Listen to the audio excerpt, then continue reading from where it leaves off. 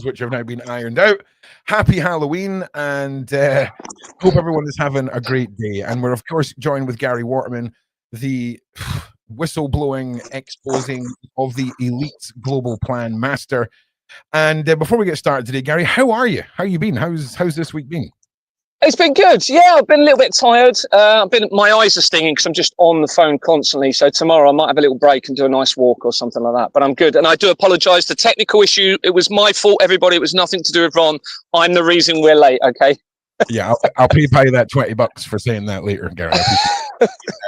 So, look, before we get started, right, just to sort of ease us into this, Gary, I just want to say, right, there's some reports of you being seen in the wild, okay?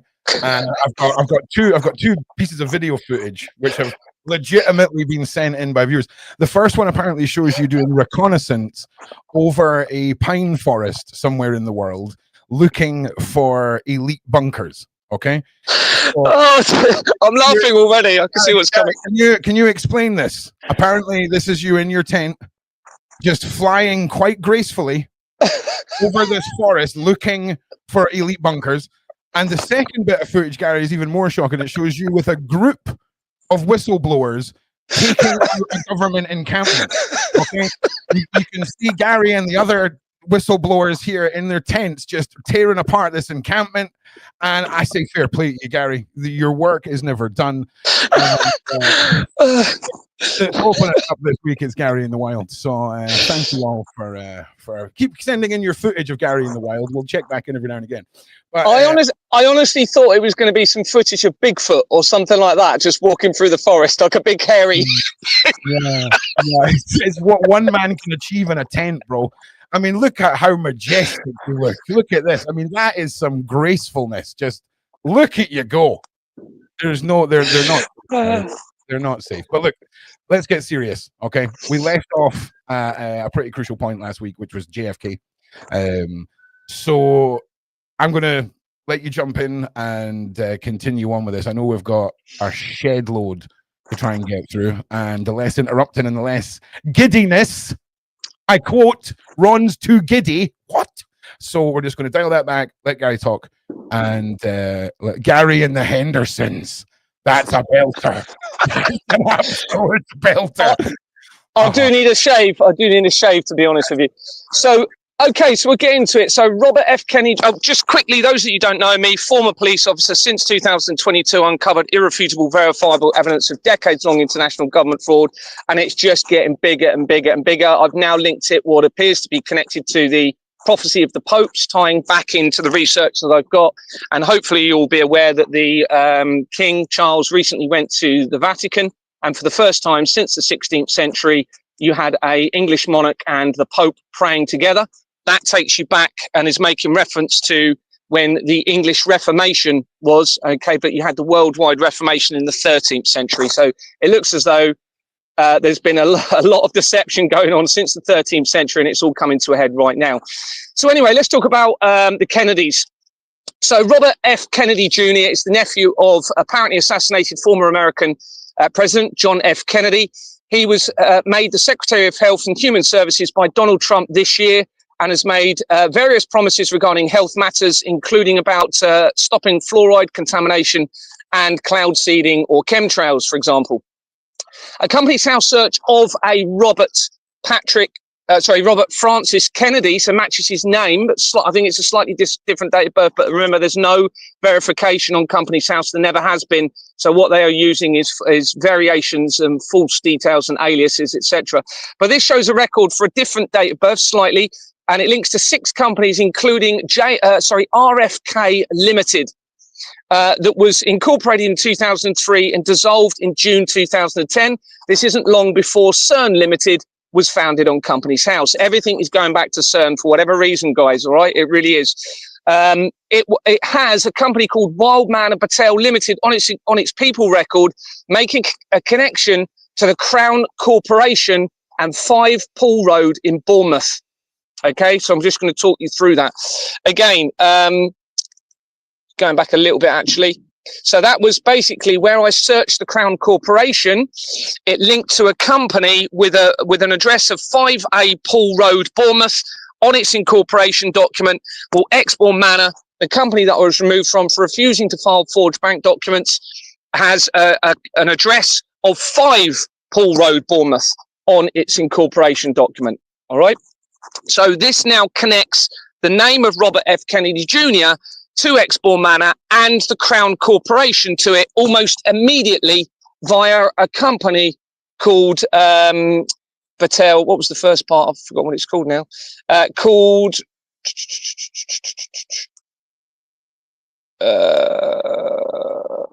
Wild Man and Battelle. Interesting. We've been talking about Wild Man. Unbelievable. That's not... Wow. Me being in the wild. Okay, so there you go. So we've got this connection straight away. Now, we're going to move on in a minute because the record for Robert Francis Kennedy also connects to R. Kennedy Limited, that was also incorporated in 2013 and dissolved less than 2 weeks after the acting chairman of Exbourne Manor resigned, after I wanted to look at our bank documents for the company, and it dissolved in less than 2 weeks after that. This record for Robert F. Francis Kennedy also connects to Where is the Party Limited. That's the name of the company. It was incorporated in 2016, the same year as something that I won't mention started coming out, and it dissolved on the 26th of July 2022, which is literally a few days after Anthony Roberts from Exbourne Manor resigned from the company. In fact, yeah, it's less than 2 weeks after he resigned. It connects immediately to the fraud by the former management company of Exbourne Manor Freehold Limited via an organisation on there called Company Registrations Online on page 6 of his corporation document. So in other words, the management company for Exbourne Manor has that exact same company, or the previous management company, the exact same company on its incorporation document as this link that we've now made.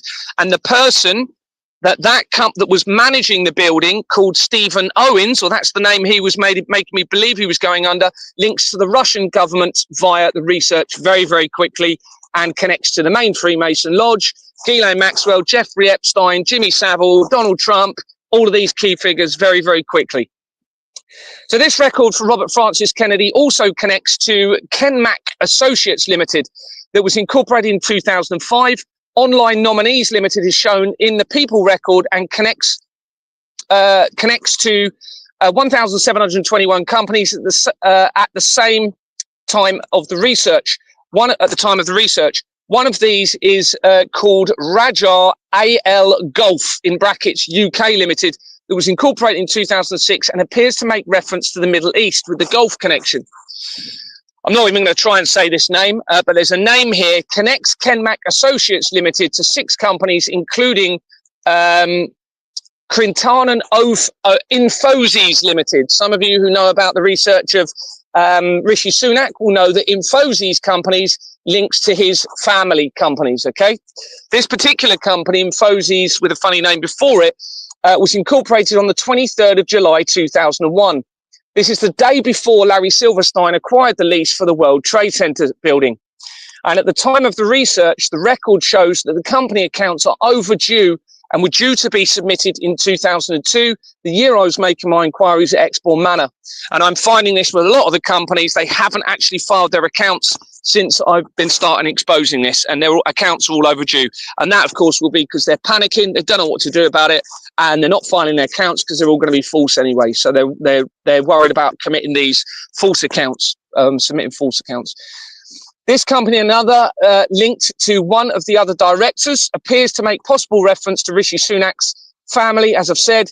Company Infosys that connects immediately to the Hampstead, I won't say that, but a particular incident that allegedly involves very serious crimes against children via an organisation called Capita PLC, as shown elsewhere in the documents. So this is all coming in very, very quickly from RF Kennedy Jr. research, okay, linking in with everything that I've already been exposing. And you can see all of these changes happening as I'm exposing everything. This information regarding the research of Robert Kennedy creates huge considerations surrounding the Kennedy family and the apparent assassination of John F. Kennedy supposedly by Lee Harvey Oswald in 1963, into the research specifically now of John F. Kennedy. Research suggests that John Fitzgerald Kennedy was born in 1917. This is the same year as the Balfour Declaration.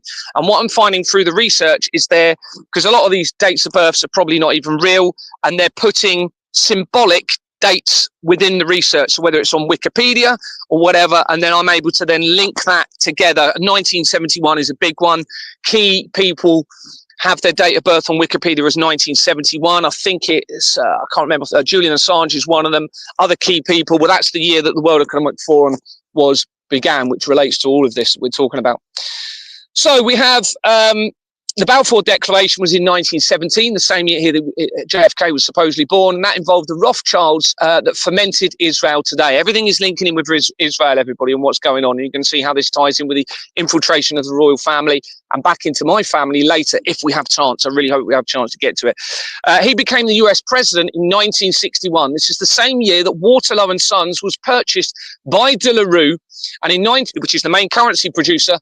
And in 1965, an Italian started printing banknotes for the Bank of Iran in Switzerland. I suspect this makes a link back into the Vatican via the Italian, and then we start to look at the infiltration into the Muslim faith group, which we're all now seeing to coming to a head now in relation to the immigration agenda and everything.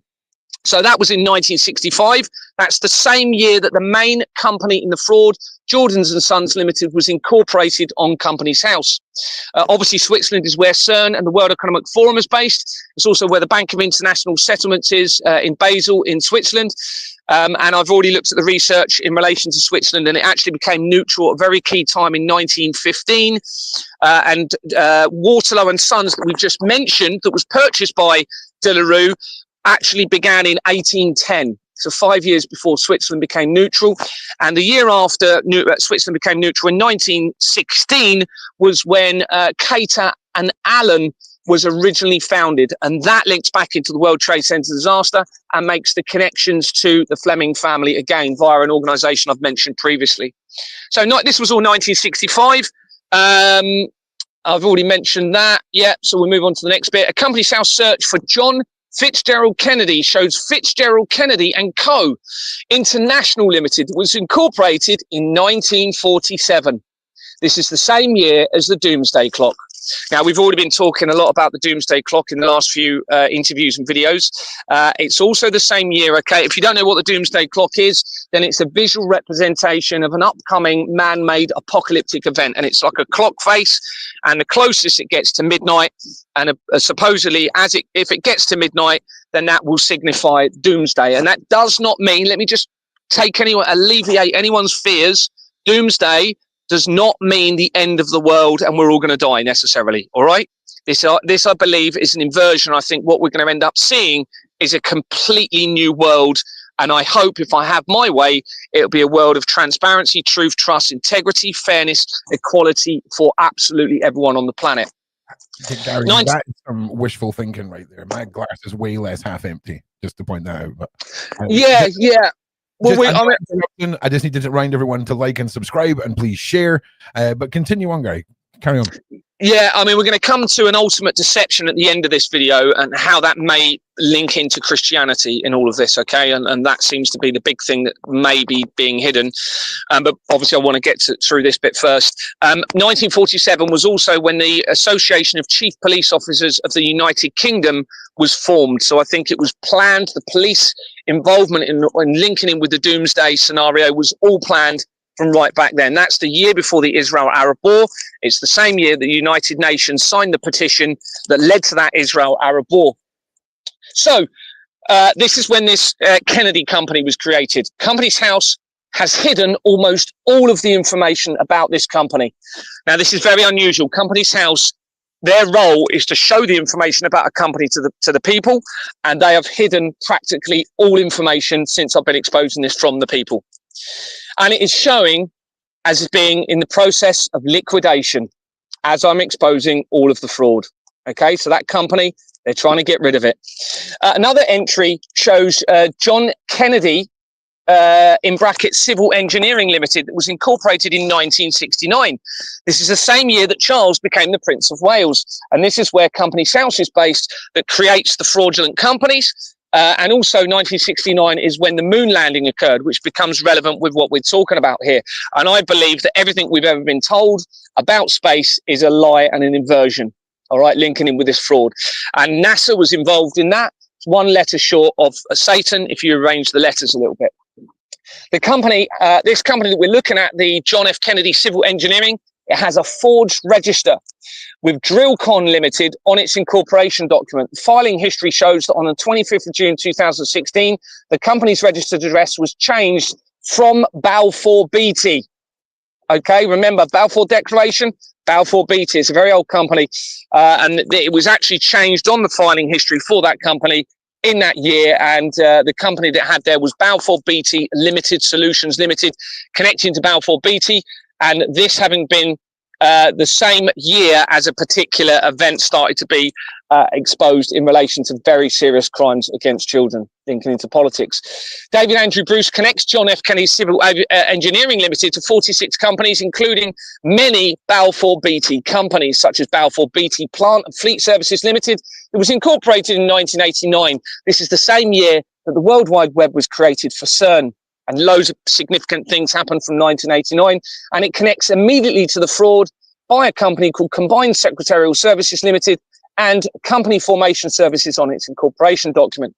This same director also connects to John F. Kennedy Civil Engineering Limited to Balfour Beatty Kilpatrick Limited that was incorporated in 1919 as Balfour Kilpatrick Limited.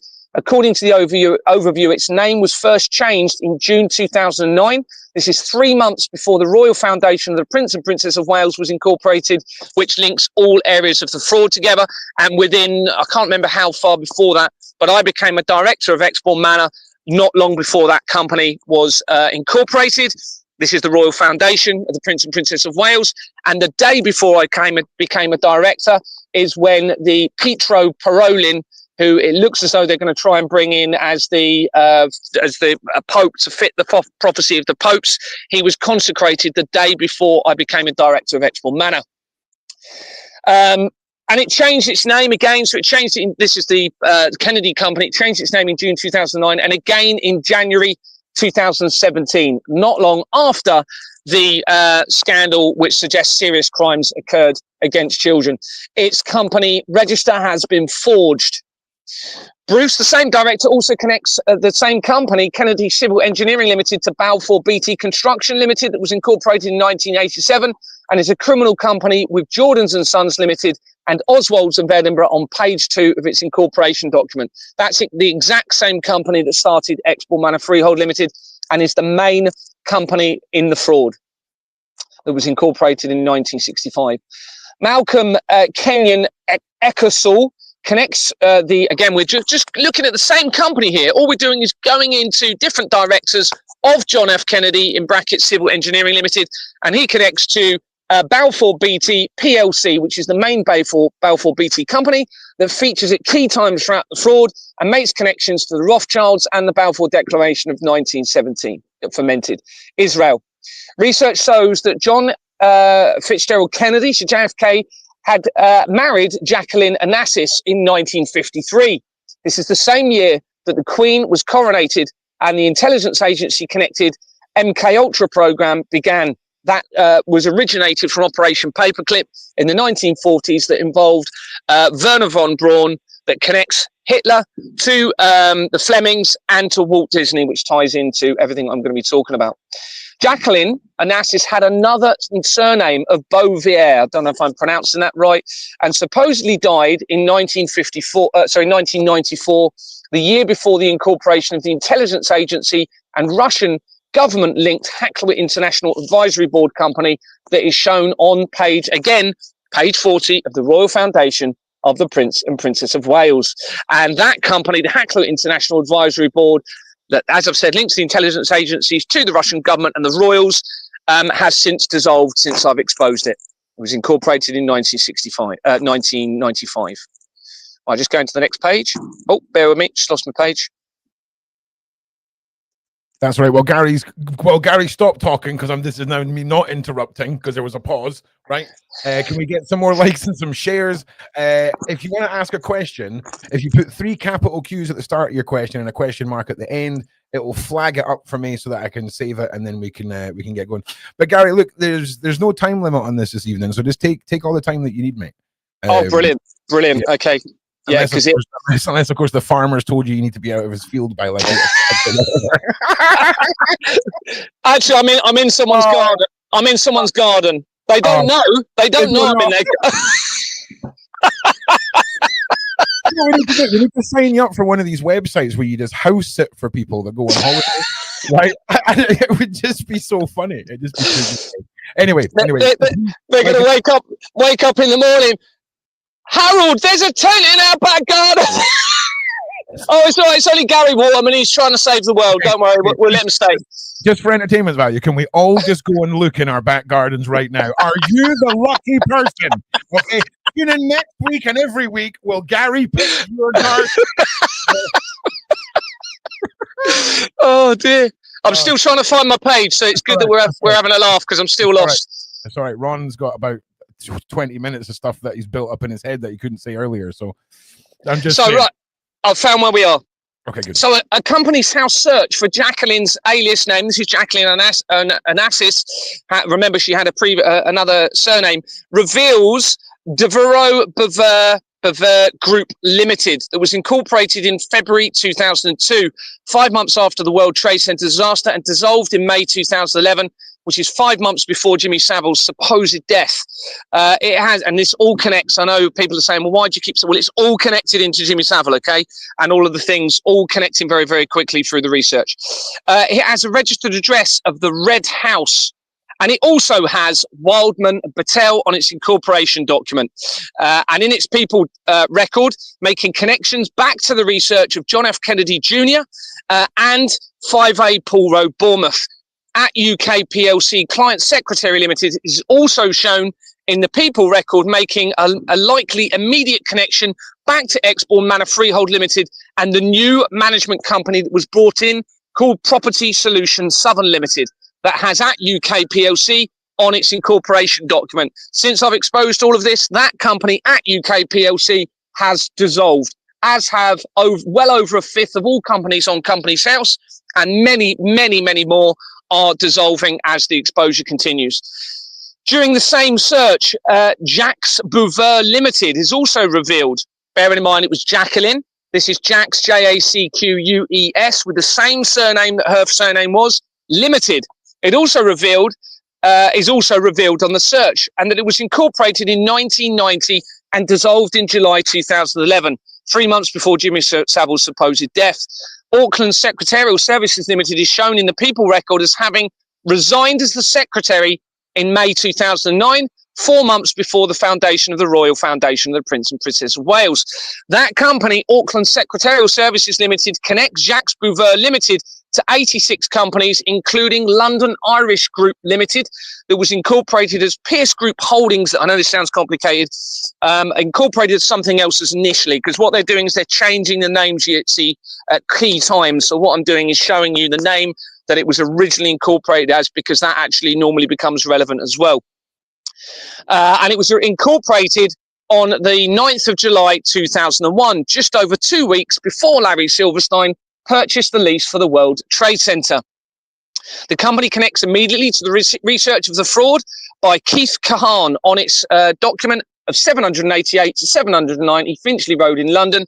Temple Secretaries, Temple features all the way through this because you've got the Satanic Temple. You've also got the Knights Templar linking in with all this as well. And you also have A1 Company Services on its incorporation document. That was information that was provided by Gordon Bowden in 2017, 18, 19, and I was told that he was unalived in 2020 in February, and he had found the non-verification element of the Companies House fraud linking to that address where there was over 260,000 companies registered there, even though there was nobody at the address, which means there's nobody to serve any litigation papers in relation to any illegitimate activity by the companies. This included the likes of David Cameron and also international dictators, mafia, corrupt politicians, etc., all mentioned. And there's an article that you can look at in relation to that. Moving on, Auckland Secretarial Services Limited, the same company that was looking at, also connects to Elite Models Limited. They love calling themselves the Elites, don't they? That was incorporated in March 2001 as Sky High Models. Sky High Models. I'll let you think what that might relate to. Okay, before its name was changed again on the 5th of July 2001, less than 3 weeks before Larry Silverstein acquired the lease for the World Trade Center. Moving to the next page. And we're going to get to some very interesting connections to Russia in a minute, and how we're going to come into the Cuban Missile Crisis as well. Nigel Anthony Chimino Branson. Who do we know with the surname of Branson, everybody? Maybe the Virgin Foundation. Okay, connects Elite Models Limited, the company that we're looking at, to Lazarus Enterprises Limited and the Maritime Heritage Foundation that was incorporated as Sir John Belchin Maritime Heritage Foundation in October 2010, the month before CERN Limited was incorporated. And since I've exposed the connection to CERN, CERN Limited has actually dissolved last year, as has various Collider companies that appear to relate to Jeffrey Epstein, and they also link in with my family. And we're going to get to some pretty gobsmacking evidence how my dreams and visions link key areas of this fraud to the infiltration of the royal family, and how that links in with my family as well later, if we get to it. So this same company we're looking at, it changed its name on the 25th of March 2011, just over a month after the Christchurch, New Zealand earthquake. Now, Christchurch, that earthquake becomes very relevant in all of this. Christchurch is the name of where Exbourne Manor is on road. It was called Christchurch Road, where this all started for me. Christchurch is the name of a school where particular crimes allegedly happened against children in London. Christchurch is twinned. It's the town where I worked. When I moved from Bournemouth, I transferred to a place called Christchurch, which is about 8 miles away from Bournemouth. And that was in 2010 when CERN Limited was created on the Company's House record. And that town is twinned with Christchurch in New Zealand. Okay, and just a quick connection again, Jacinda Ardern, who was the former Prime Minister, links to straight away to an organisation called the Earthshot Prize, and that then connects immediately to the Royal Foundation of the Prince and Princess of Wales again, which is the company I've been mentioned earlier, and that links all areas of the fraud that I've identified. Christchurch is also the name of the church that my wife's grandparents went to in Westbourne, that I didn't know actually connects to Deborah Fleming, who was the person that initiated my removal. And that is where I obtained the ring from my wife's grandparents, who has the surname of Windsor. He used to be a Freemason and then became a Christian. And I've worn that since he died in 2021 because he meant a lot to me. So we have this connection. Lord Robert George Alexandra Bouchin is shown as a director for the Maritime Heritage Company, okay, that we mentioned a minute ago. And research shows that he was heavily involved in the educational sector and was also the chair of St John's Ambulance. Bouchin was the chairman of Grant Maintained School Centre, formerly Foundation, from 1989, the year that the World Wide Web was created for CERN, until 1999, 2 years before the World Trade Center. He has been chairman of the Centre for Education Management since 1995, the same year that the Hackler International Advisory Board was incorporated.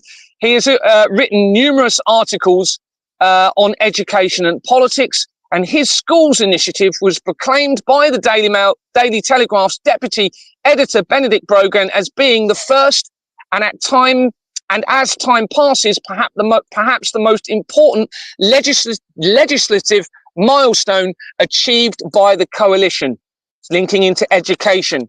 Now, remember, we've got the apparent crimes against children tying in with everything I'm exposing, and how that ties into the educational establishments as well. Graham, remember, this is all coming in from the research of Jacqueline Onassis with the previous surname.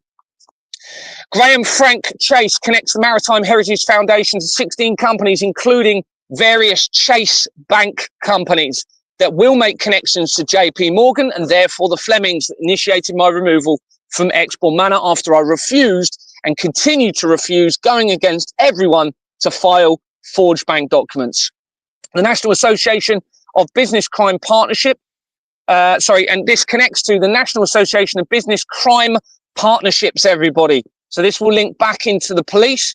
It was incorporated in 2004 and dissolved in 2018 as Gordon Bowden was exposing his evidence. Remember, he was the one that came up with the evidence of the non-verification, tying him with Finchley Road and tying him with Company's House. It connects immediately to the research of fraud by a company called Shoesmiths on its incorporation document. Research shows that Graham Frank Chase appears to have been president for the Royal Institution of Chartered Surveyors in 2006. And funny enough, I've just put that same organisation back in from another key part of my research into the document, and I think we actually come across it later. This research shows that major changes were being proposed to RICS, the Research of Institution of Chartered Surveyors, in 2022, as I started to expose the fraud. What this has done is created massive ripples around the entire world, because this is international government fraud against all of humanity, everybody. And it's all coming to an end, and links back to the 13th century and the Reformation. Stephen Barry Robertson connects the National Association of Business Crime Partnerships, remember the company we were just looking at a moment ago, to 17 companies, including various Hargreaves Lansdowne companies, which make connections to the research of significant areas of the fraud, including the Satanic Temple, United Kingdom, via an organisation called DARASP, which also links almost immediately to Kash Patel, who is the head of the FBI, brought in this year by Donald Trump. And that's shown elsewhere in the document. So the Satanic Temple, United Kingdom, everybody. Stephen Menzies Muir, M-U-I-R, connects the Maritime Heritage Foundation, remember we were looking at earlier, to 55 companies, including BH Live Enterprises Limited, with an address of Bournemouth International Centre, Exeter Road in Bournemouth, and BH Live, that makes connections to key criminal networks surrounding Dorset Police and Exbourne Manor, and a recent fire there in the last month at that Bournemouth International Centre, where I suspect they have been using that to destroy evidence as my exposure continues. And there has been multiple fires around the world as I've been exposing this, including an explosion at JP Morgan in America. There's been a fire at BAE Systems, a nuclear submarine company. You've had the fires in Hollywood where they claimed that a member of the Rothschilds died. You've had a big fire in Hampshire that I then conducted research that led to key individuals and back into the intelligence agencies. And that was within a day of me exposing my evidence, tying into fluid taken from children in times of terror. And I'm not going to say what that is. So connections to key networks surrounding Dorset. So we had this fire. Remember, this is so quick. Remember, there's over 5 million registered companies, everybody. And these connections are coming in from where I've started very, very quickly within a few companies. Alan Clive Roberts connects the Maritime Heritage Foundation. We're just going back again, all right? We're not moving forward away. We're just looking in the same area, all right? To 12 companies, including Army and Navy Club Limited. Remember, the heads of the military involved, the heads of the police are involved. They all need to be arrested. All police and crime commissioners, all chief constables, the heads of the military, in my mind, all need to be arrested by the people. But he also not only connects to the Army and Navy Club Limited, but also to the Royal Society of Medicine Press Limited. So makes a royal connection that had already been connected quickly to the research surrounding Julian Assange. And Julian Assange links to a doomsday cult via one of his mother's partners. And every area of Julian Assange links into the research. And actually coming in from his mum's name, she connects very quickly, or a record in her name connects to the Association of Chief Police Officers of the United Kingdom. And remember, they were originally founded in 1947, the same year as the Doomsday Clock. Referring back to Nigel Anthony Chimino Branson, remember the name that we connected to Elite Models? He also connects to Cathedral Enterprises Limited, that had already featured in the research of Richard Knighton, who, as I'm continuing my exposure, in July, it was publicised that he was going to be appointed as the new head of the military for the United Kingdom, and every area of research surrounding Richard Knighton goes straight into key companies in the fraud that I've been exposing. So he is now, I believe, the head of the military.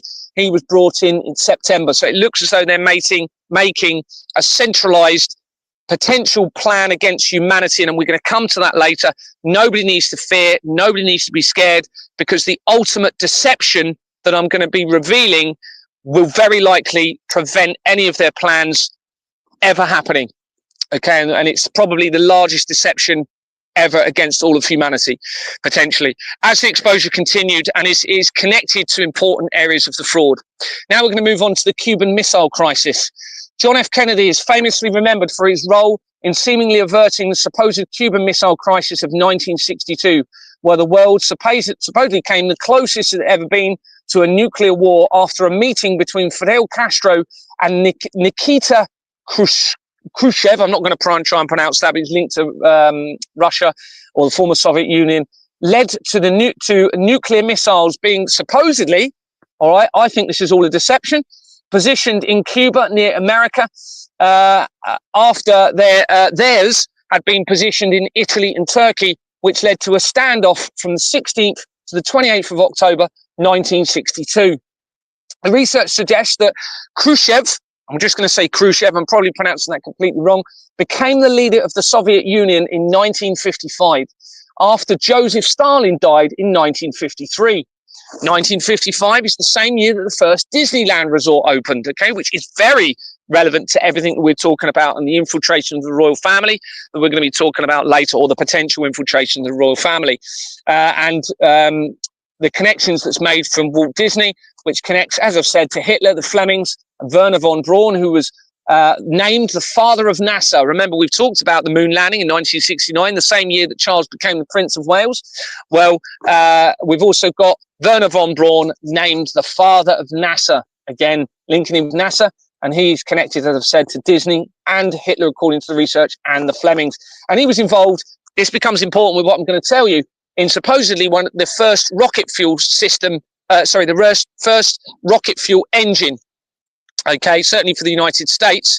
And he was brought in, remember, he was brought over from the Nazi regime as Operation Paperclip to America. And Operation Paperclip then was formed in 1953 as MK Ultra. It then turned into MK Ultra from 1953, which is the same year that the Queen was coronated. So moving on to the next page, we're talking about the Cuban Missile Crisis here. I've mentioned Operation Paperclip and the year that the MK Ultra program began. And this is the year before, okay, 1953 is the year before CERN was founded. Okay, it was founded in 1954, the original company, and it then was involved in the Large Hadron Collider. Khrushchev was famous for being the leader for the former Soviet Union at the time of the launch of Sputnik 1. Okay, now remember, we've talked about the moon landing, which was supposedly, Sputnik 1 was supposedly the first satellite to circle the globe, I believe, starting in 1957 and finishing and coming to Earth in 1958. This is the year that Charles was initiated to become the Prince of Wales. I can't remember the exact wording, but he was initiated to become the Prince of Wales in 1969, but in 1958. Okay, now that is when NASA was also formed that same year. Moving on now. So Khrushchev had lived close to the border of Ukraine, and his parents were Sergei Khrushchev, and I'm not even going to try and pronounce that, who were supposedly poor Russian peasants. This is the wording in the research. And his sister had worked various jobs in Ukraine. So we have a link between Russia and Ukraine right back when all of this was going on. Research shows that Sergei Korolev, okay, this is how my company's house research is going to come into this now.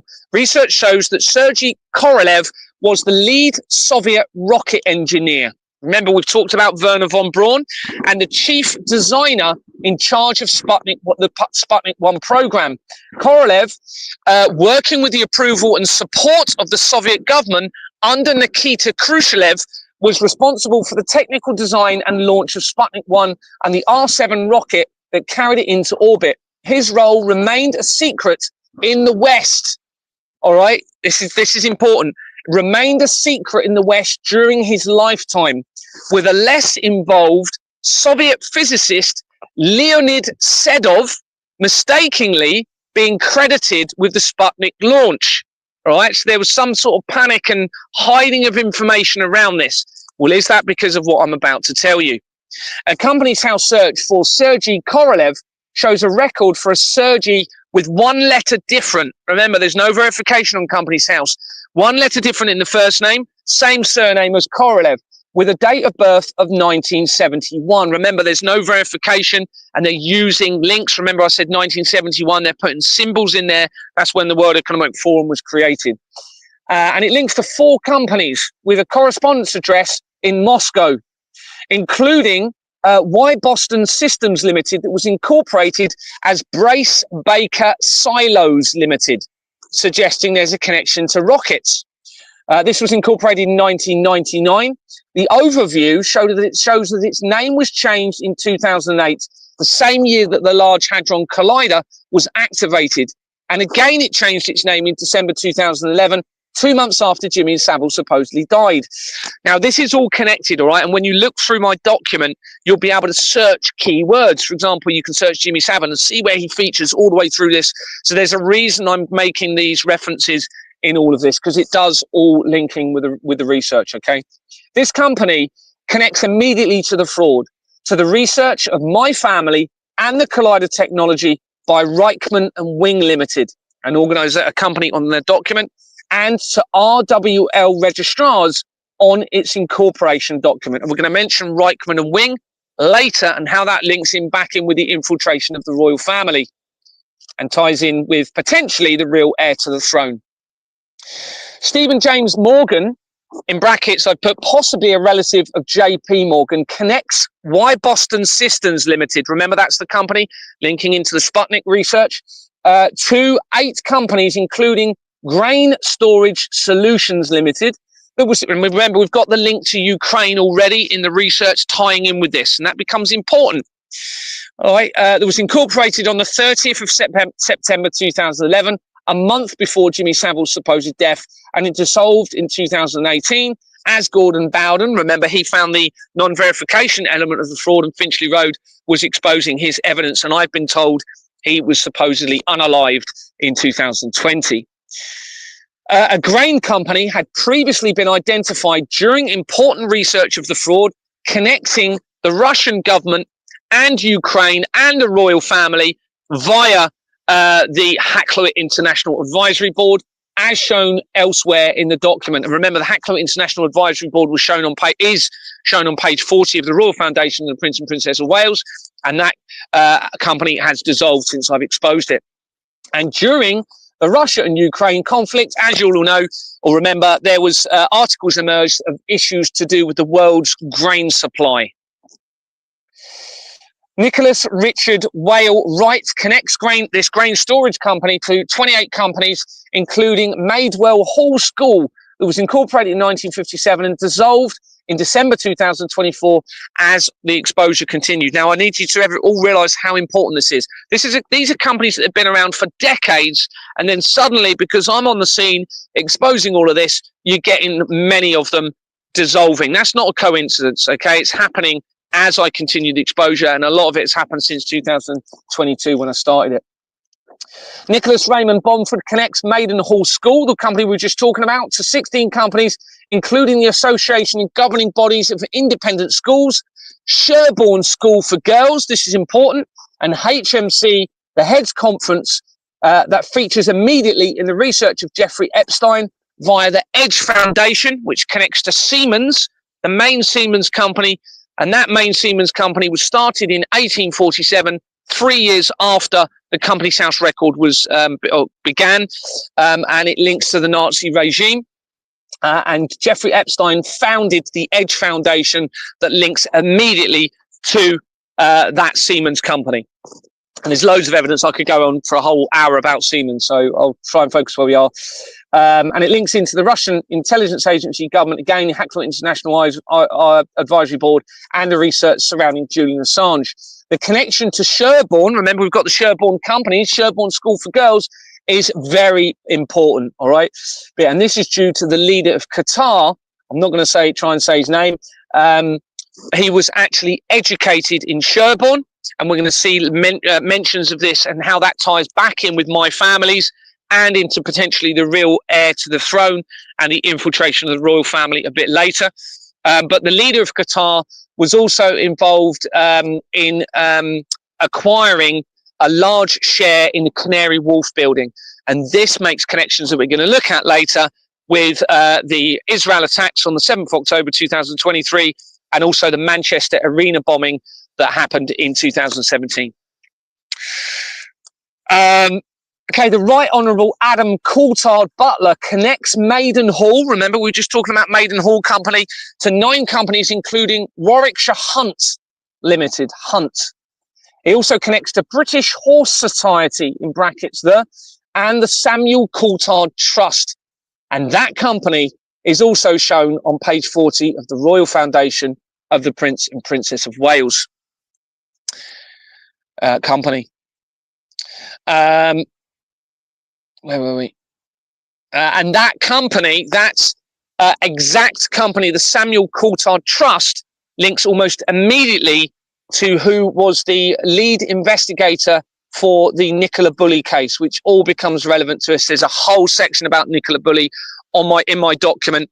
Peter Lawson, he was had an untimely death, supposedly at the age of 50, as I continued exposing my evidence in relation to the Nicola Bulley case, and he links almost immediately to the Samuel Coulthard Trust, which is on page 40 of the Royal Foundation of the Prince and Princess of Wales, and as we've just seen, coming in from this research as well from the JFK research and the Cuban Missile Crisis. The researcher Butler, this Right Honourable Adam Coulthard-Butler, suggests he had been a member of the Court of Gold of the Goldsmiths Company that is heavily involved in, and he'd been heavily involved in his life to horses, which we've already seen from the Horse Equestrian Company, and to hunts, as in supposedly fox hunting, but I'll let you consider what else that may be. Referring back to the record of Sergei Korolev, okay, what we were looking at earlier, they also connect to Bryce Baker Holdings Limited, that was incorporated in 1970, which is the year after Charles became the Prince of Wales and the year before the World Economic Forum began. That company has a forged register, and it has Wildman and Battelle again on its incorporation document, making an immediate connection again to Robert F. Kennedy Jr. and back to the research that we did on Jacqueline Onassis. All right, but remember, we're coming in from the Cuban Missile Crisis, but we've now got to link back into linking into the JFK research and the fraud all the way throughout it. Rodney Herbert Price Baker connects Bryce Baker Holdings Limited to 3 companies, including Pennington Lodge Management Company Limited, that was incorporated in 1989, the same year that, remember, the World Wide Web was created for CERN, and has a registered address in Lymington in Hampshire. This is in, obviously, the area where Deborah Fleming was the NHS Chief Executive Officer, and she was brought in, she resigned from the NHS in March, I believe, 2022, as I was continuing to make inquiries at Exbourne Manor, and I'd never even heard of her or seen her before. Supposedly, she had bought a flat recently in Exbourne Manor. She then got involved, and she was the one that initiated my removal after I refused to file the forged bank documents. And of course, she links into the Fleming family, which are massively implicated in everything we were saying here. So it has this address. Let me just pause you right there for just 1 second, everybody. Yep. So listen, everybody, at this point, make sure you like and subscribe. Make sure you share this out. I want to set a little challenge to the viewers. Gary, you know the conspiracy concerning the Italian baked goods and the Clintons, right? We can't really say his name, right? Yes.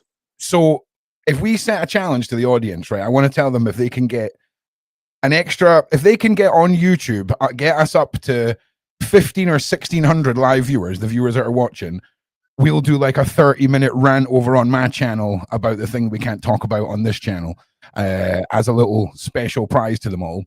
And moving forward, we're going to be doing after chats on Gary's channel where we can do the Q&As and things like that over there, because I think that's a good idea. I think that's a good idea to do that. But if you guys can share this enough and get the viewership up on YouTube, we will do a little 30-minute special over on the channel where we can be a little bit more Wild West. Now, I just want to say to everyone, I'm not on mute. Well done, Sky Spirit. Well done. Well done. I just want to say thank you to all for being here. And Gary, just in case anyone's come in halfway through the show or partially through the show, can you just summarize what it is you're fighting against, the elites and their plan? Just give us the sort of opening speech once again, just for everyone that's joined us, if you can, please. Yeah, so I was in the police for 18 years and I resigned in 2018. And prior to that, I became a director for a company called Exmoor Manor Freehold Limited. And after I left the police, we had a big roofing project done on the building to which that company related, where I was living. This prompted me to want to see the bank documents for the company because I was a director at the time. The acting chairman became angry at me and I couldn't talk to him. He then later resigned when I became insistent that I see the bank documents for the company. This is what triggered everything I'm talking about. And eventually I identified that the international governments and their organisations have been involved in the forgery of the Companies House registration system and the incorporation documents, which goes completely against their own acts and statutes. They've inverted the entire system that we're living under as a mockery, as a deception against us all, tying in with cults, it appears, but also massively tying in with Christianity. And we're going to come into an ultimate potential deception tying into this, going right back to the Reformation of the 13th century. And basically, it's all now being exposed. And this is irrefutable, verifiable evidence. I'm putting it all into a document that's circulating the world where everyone can literally prove everything I'm saying is true, because I'm putting the links within the documents and explaining the connections. It's game over. It's game over for the international system that they've been involved in. I mean, international fraud covers it, right? But I mean, it's like the understatement of the century, calling it international fraud. But you're not wrong, and you've nailed it completely. But do you know what I mean? No, it's kind of like referring to a 30-car pileup as like a little accident. Do you know what I mean? It's wild. And I just want to say thank you to everyone who's given me support for shutting up. It's so difficult for me. I broke a sweat and had to tie my hair up. That's how hard it is. So there was a couple of things though, Gary, that you'd said. The JP Morgan involvement is just going back to the Tesla and going back throughout history. JP Morgan and the ulterior motives of grandeur and world dominance it's riddled. It's riddled in that family's bloodline and history.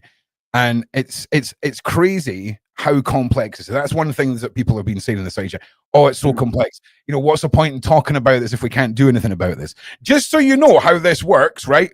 Gary goes out, has his life ruined to get the information. He then brings it back, and it's for us to then act upon. You can't expect Gary to get the information, put the information out, and then Batman it himself. So it's for us to figure out what to do with all of that. And I have built the website, the web page. I'm just populating it now so that each show we've got somewhere where all the Gary stuff is for everybody, basically. So I just wanted to jump in there. Now, when you go, Gary? I was just going to say on that point, because I've got all of this evidence, I've got a strategy that will end all of this, I believe. So there is something we can do about it, absolutely. And the strategy that I'm suggesting, I believe, will end all of this. But that's a whole big another discussion. If you want to go into that, we can. But well, we will. 100%. I mean, this is the thing. I love it when Gary hits you with 10 minutes of absolutely soul-destroying information, and then goes, "But don't worry, everything's going to be fine." And it's like, okay. It's like I remember being on my first flight about 6 or 7 years old and experiencing really bad turbulence, and it was the same wave of emotion looking up at my mum and her going, "Everything's going to be fine, don't worry," and the plane's doing this. It's like conversational turbulence, Gary. That's what it is. But I'm here for what you think the conclusion is going to be, and all of it, as we all are. But get liking and sharing. We've set the challenge. If you can get the viewership to that level, we'll do a little special show for you guys because you're worth it. There's not a time cap on the show this evening either, so Gary can speak freely or until he gets thrown out of a garden. And I'm assuming it was fireworks in the background and you've not left for another country that's currently in conflict, right? Yes. No, I'm fine. I'm fine. Okay. I'm still here. But Okay. yeah, this can absolutely be resolved, everybody. I wouldn't be doing this if I didn't think that this was going to be resolved and could be resolved. I wouldn't even be doing it. I'd be going out and living my life and enjoying my walks or whatever, bike rides or whatever. So I wouldn't be. Everyone stop. Nobody. It sounds like you would be doing the same thing as you're doing now, Gary. It sounds Yeah, like I would. a lot of bike rides already. So I mean, like, other than warmth and then like solid walls is really the difference, right? Yeah. And if what I'm going to conclude with at the end of this is potentially real, then everything's going to change. So everyone needs to just stay strong in this, follow the strategy if they can, which I can talk about later. A big part of this is just coming out with the truth, okay? Because in these people's minds, the truth will end them anyway, end their plans. There's a big suggestion that they believe in karmic rule and karmic law. So if once their plans are exposed, they generally can't carry them out. Okay, that's generally the case. I agree. I will be honest with you. A little bit of me hopes that when we get to the end of this, you try and sell everybody like a Matrix, Awake from the Matrix course like Andrew Tate did, and it's just been the longest sales pitch in the history of the world. Do you know what I'm saying? You can find out how we can stop this for £9 a month over on my website. No, that'd be brilliant. So again, we've got to have a laugh. So again, everyone, like and subscribe. I'm going to go back to shutting up now. Make sure you guys are sharing this where you can. And Gary, just pick up where you left off, and let's keep this going. Yeah, so we were looking at this company, Pennington Lodge Management. The filing history of it shows that the multiple registered address changes are made. The people record shows JWT South Limited that makes immediate connections to my brother-in-law, and I'm going to name them Richard Timms. His picture's in my document, and his family, it's to his family's record, and his family link immediately into the main Freemason Lodge and into Jimmy Savile. Now, there's all three of my families are massively connected into all of this, and we're going to come into how that links in with my dreams and my visions and how it ties in with the infiltration of royal family later. So getting back to this. So Kenneth Edward Henderson connects Pennington Lodge, the company we're just talking about, Lodge Management Company Limited, to 103 companies, many of which are associated with the fraud, and addresses that connect quickly to the Association of Chief Police Officers of the United Kingdom. Remember, they were founded in 1947, originally the same year as the Doomsday Clock, via the Association of Residential Management Agents, or ARMA. With all of this evidence, we have to seriously consider that the supposed assassination of John F. Kennedy and the Cuban Missile Crisis was a deception against humanity to facilitate further collaborative crimes against the masses, and particularly the little ones, through the criminal network in place. So we're going to move on to the next subject, which I've chosen, I hope you don't mind, Princess Diana. All right, because now I know you didn't expect this, but I think this is going to tie in quite well with what the other connections that we're going to be talking about with the royal family.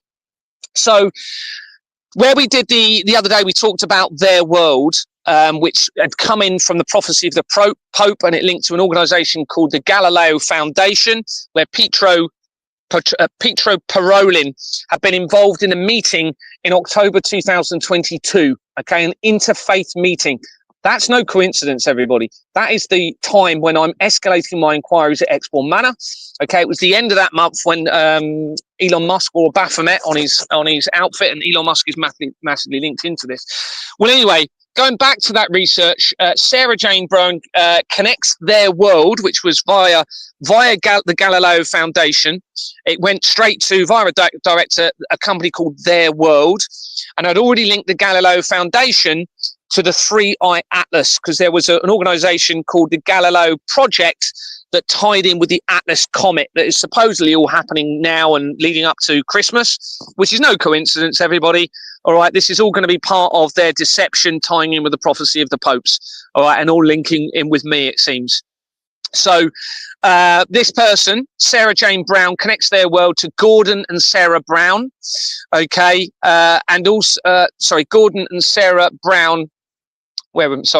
To a company called the Office of Gordon and Sarah Brown, and also to Harrods Group Holdings Limited. Now, Harrods Group Holdings Limited, they resigned from these organisations, Sarah Jane Brown, in October 2022. All right, this is when that meeting took place with Pietro or however you say it, Pietro Parolin, who it appears they're going to try and bring in as the next pope to fit the prophecy of the popes. But because you've got this Harrods connection, this means you're going to have the connection to Princess Diana, because she was in a relationship with Dodi Al-Fayed, and Mohammed Al-Fayed was his father, and he owned Harrods. Now, this particular company actually links straight to the leader of Qatar again. Remember, we spoke about Qatar and how he was, the leader of Qatar was educated in Sherborne. Okay, and this again ties in with the infiltration of the royal family as we go forward with the evidence. Also, when you come in from the Hacklow International Advisory Board, one of the directors at least connects immediately to, just going to read this so I don't get lost actually, at least one of the directors of the Hacklow International Advisory Board, remember that's the company that links the intelligence agencies to the Russian government, links in with the royal family again, and they're basically, you can see in my research, they're trying to hide the company names, removing them as I'm exposing them all. They even put the name of the daughter of Vladimir Putin's opposition as a director, as I was continuing to expose them. I'm sure they was hoping that would make you think it had nothing to do with Vladimir Putin and that he was being set up as a part of that. So he connects quickly, this same director connects quickly to De La Rue and De La Rue Quest, which is another De La Rue company. Remember, De La Rue is the main currency producer. And this ties back in with Atlas, because it's no coincidence that De La Rue has been acquired by Atlas Holdings in this year in July. For the first time, De La Rue, the main currency producer, has come off of the London Stock Exchange since 1947. That year again, the doomsday clock year again, everybody. But De La Rue Quest connects immediately to Mohammed Al-Fayed, and it is a criminal company, having been incorporated with the same companies as Exborn Manor Freehold Limited. So this makes the connection back in to Princess Diana.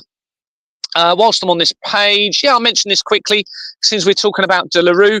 In 2014, De La Rue appointed BAE Systems Martin Sutherland as its CEO. BAE Systems are a huge part of the fraud. They're now involved in the digital ID that's coming in. Every area I've looked at in relation to the digital ID links in with this fraud. We cannot allow the digital ID to happen, everybody, all right? In my view, there must be no further move to full digital currency control by the criminals now running the world, because what they're going to do is enslave us as long as they can to reach their ultimate agenda, potentially. And of course, they will, according to all of the research, they're going to be targeting the children. And it's no coincidence that they publicized the digital ID whilst I was in prison. On the 26th of September is when they publicized on mainstream news that they were going to be bringing in the digital ID, using the immigration as the fuel for it, okay, and that would happen by the next general election.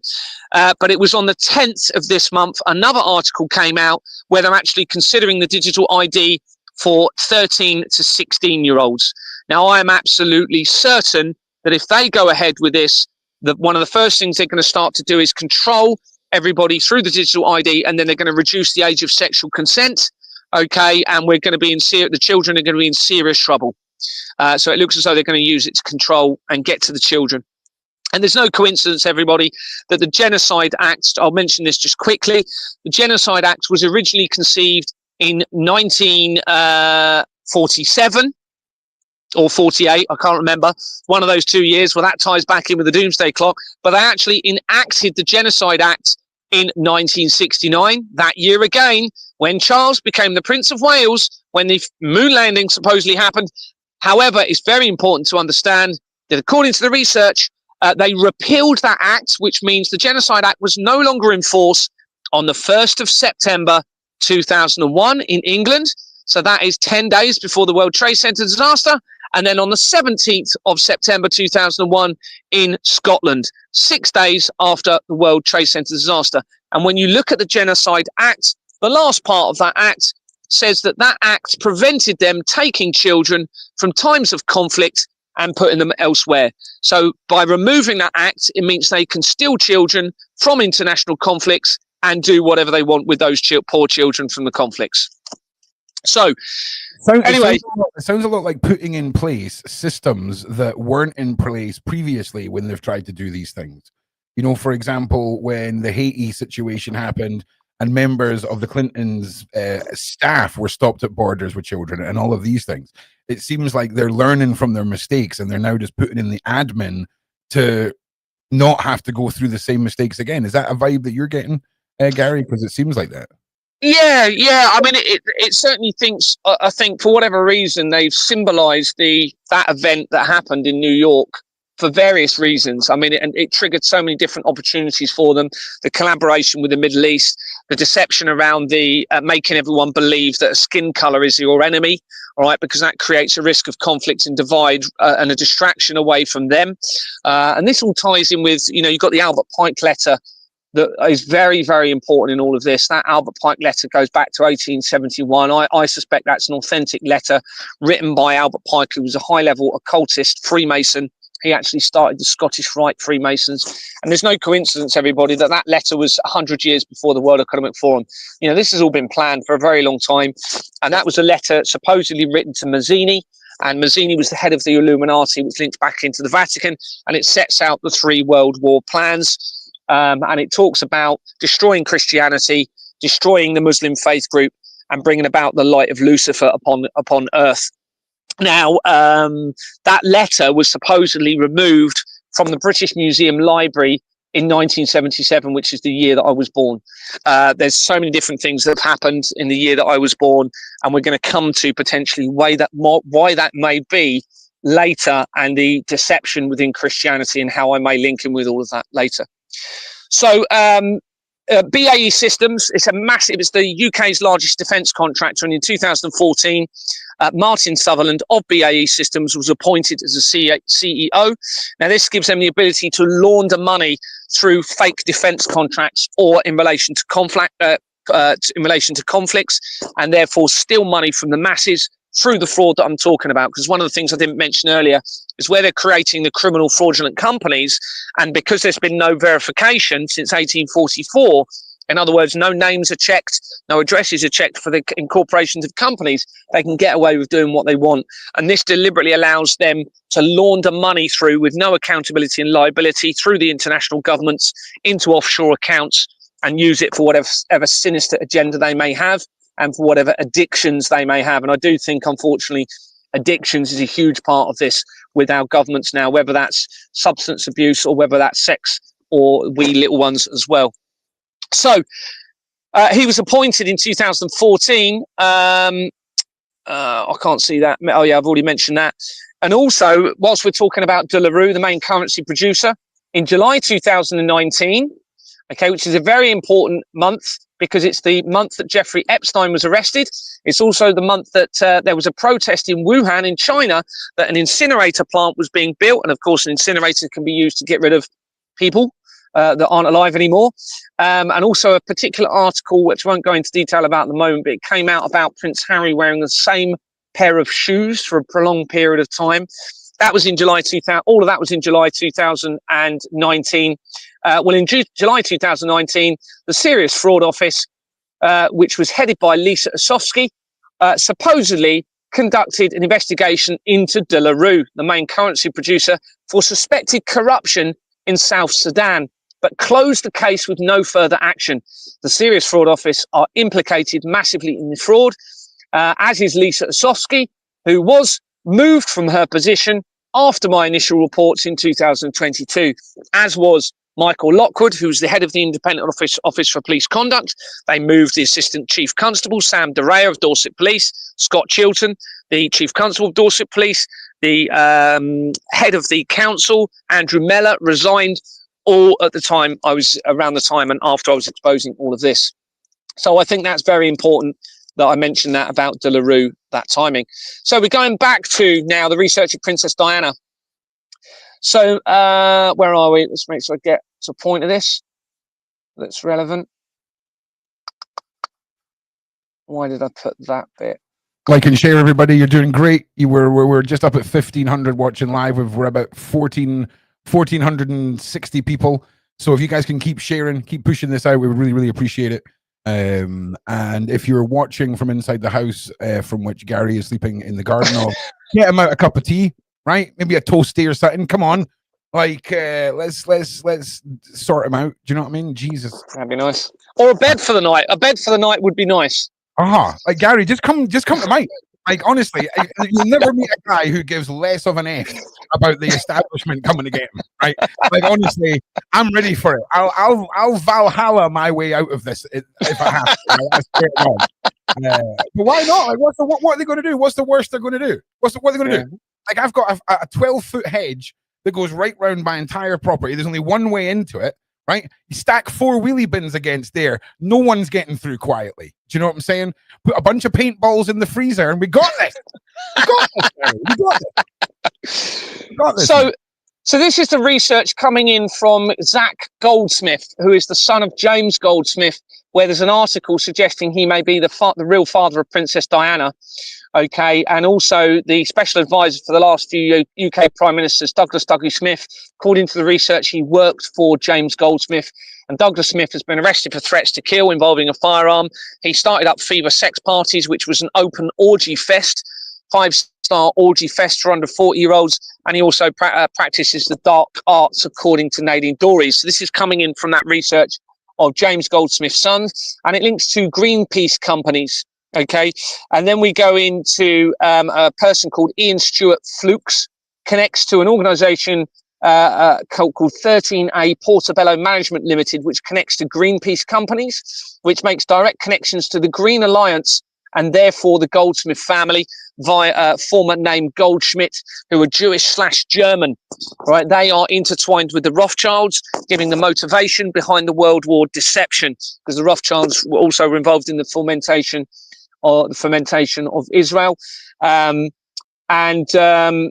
This is the family appearing to be associated with the Prime Minister, as I've said, the Prime Minister's Special Advisor, Douglas Smith, and a company that connects immediately to the management company of the Grenfell Tower fire at the time of the fire in 2017. This is via an organisation called Temple Trust. So when you come in from this Goldschmidt company, there's a director connected to Temple Trust.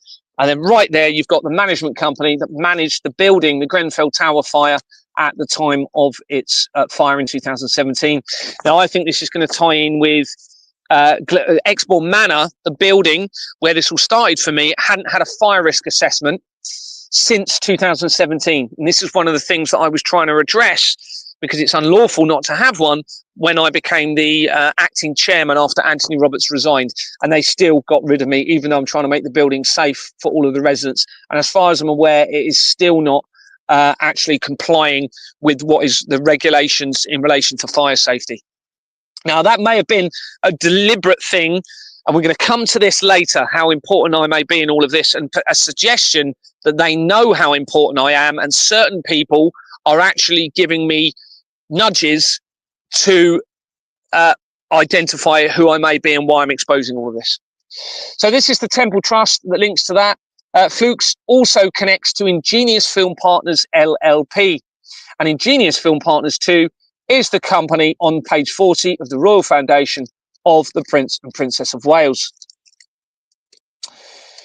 So coming in from the research of the World Wide Web, okay, which ties in with the incident of involving Prince Harry, which I won't go into at the moment, but that also links back into July in 2019 when Jeffrey Epstein was arrested. We hit from the World Wide Web Foundation company. It links to a Farnham and Mason Public Company Limited, which is a fraudulent company incorporated in 1909 with Waterlow and Sons on its incorporation document. Remember, Waterlow and Sons was purchased by De La Rue in 1961, the same year when 1965, 4 years later, was when an Italian was printing money in Switzerland for the Bank of Iran. So this was 1909. Waterlow's connects to it. Research suggests that Wickstrom, this person, has a big role in retail industry and had significant involvement with Harrods again, making a further connection to Princess Diana. So just to reiterate, this is coming in from the World Wide Web. Remember, the World Wide Web was created for CERN by a guy called Tim Berners-Lee, and he worked at CERN in 1980 which is the same year that the Georgia Guidestones were erected, which represented an upcoming man-made apocalyptic event. And on those stones, it had the inscription of "to keep the world below a population of 500 million." Tim Berners-Lee, whilst I'm thinking about it, lived in in Wimborne in Dorset, which is where the Flemings lived, who initiated my removal from Exmoor Manor after refusing to file the forged bank documents. Tim Berners-Lee had also been involved in copier companies, and I think linking in with photocopiers, which ties in with my family in Kent. And those two companies, one was in Ferndown in Dorset, one was in Bournemouth, which is where Exmoor Manor is, and that the company that he worked for links almost immediately to Exmoor Manor Freehold Limited again. So there's a big connection here with the World Wide Web, and that particular company, the World Wide Foundation, dissolved this year after I was exposing all of the connections to the World Wide Web and CERN. And it had actually been founded, I can't remember, I think it was 2003 or 2004. So you can see how they're all dissolving as I'm coming along and exposing everything. Okay, which bit I'm just trying to think where we go from here. Okay. You can give us a choice if you want, Gary, like you did last time. We can see where people want us to go. Well, no, I might get a bit lost, actually, because I'm not at a crossroads in the evidence. You keep doing your thing. I just want to let everybody know I've made a web page that is getting populated with the Gary videos, and it will be where people can then go and download things that Gary's updating and all the rest. It has to be done in a way where basically we're not linking it through YouTube, because I think you can read between the lines as to why. So just keep an eye on projectrook.com. I'll have a Gary page up there fairly soon, and we can go from there, basically, mate. And next week, possibly, I'm going to start taking Gary's information and starting to get the AI to turn it into basically an audio version of Gary's work, so that, you know, if you're wanting to consume the document in a different way, you can. Also, I just need to do this while we've got a second, Gary. So Spanner has got his foster dog listening to the podcast, and I don't know if he's left the house, but the foster dog's called Toby. So Toby, if you can hear us, you're a good boy. You're a good boy, Toby. So yeah, big shout out there. So yeah, so we'll get to the webpage, crikey. It's the page is there, it's just not populated yet. By next week we'll be up and running. So yeah. So just this bit I'm going to read you now comes in from it connects into the Israel attacks, okay, which we get attacks that happened in 2023. And when you come in from there, you hit very quickly a company called Ruby Shoes Limited or something like that. I'm not going to.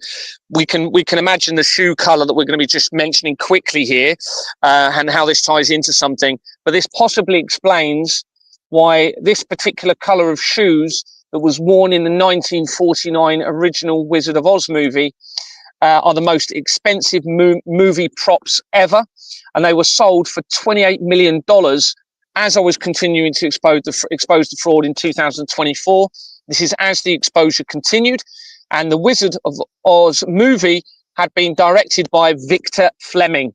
A lot of people don't know that. I didn't know that until I researched it, so that's going to link back in with the Flemings, I suspect, and who have been described as being violently pro-Nazi. Interesting. Victor Fleming, supposedly described as being violently pro-Nazi. Who directed the Wizard of Oz movie, everybody, and you've got the ruby shoes. Now, this then links in with the high price of these shoes appear to have been influenced by the release of the aptly named Wicked movie in 2024 that was based on a book that relates to the Wizard of Oz, and the movie stars Cynthia Erivo and Ariana Grande, with connections having been made to the Israel attacks to a criminal Manchester arena company we're going to be talking about and going into that in a bit later, because that becomes really important. And it again links with the leader of Qatar, okay, again, via this research. So just wanted to mention that. And then from there, we then make connections. I talk about McDonald's and a dream that I had, but we're going to come into that a bit later, so I can cover that there. From these companies, Just reading through where we can go from here. Gary, do you know, every time you say something that I can fact check really quickly, it always blows my mind, right? And it's £25.5 million they sold for. Yeah. And they've sold 16 times, and they've been stolen apparently last year. But that's not the point. But listen.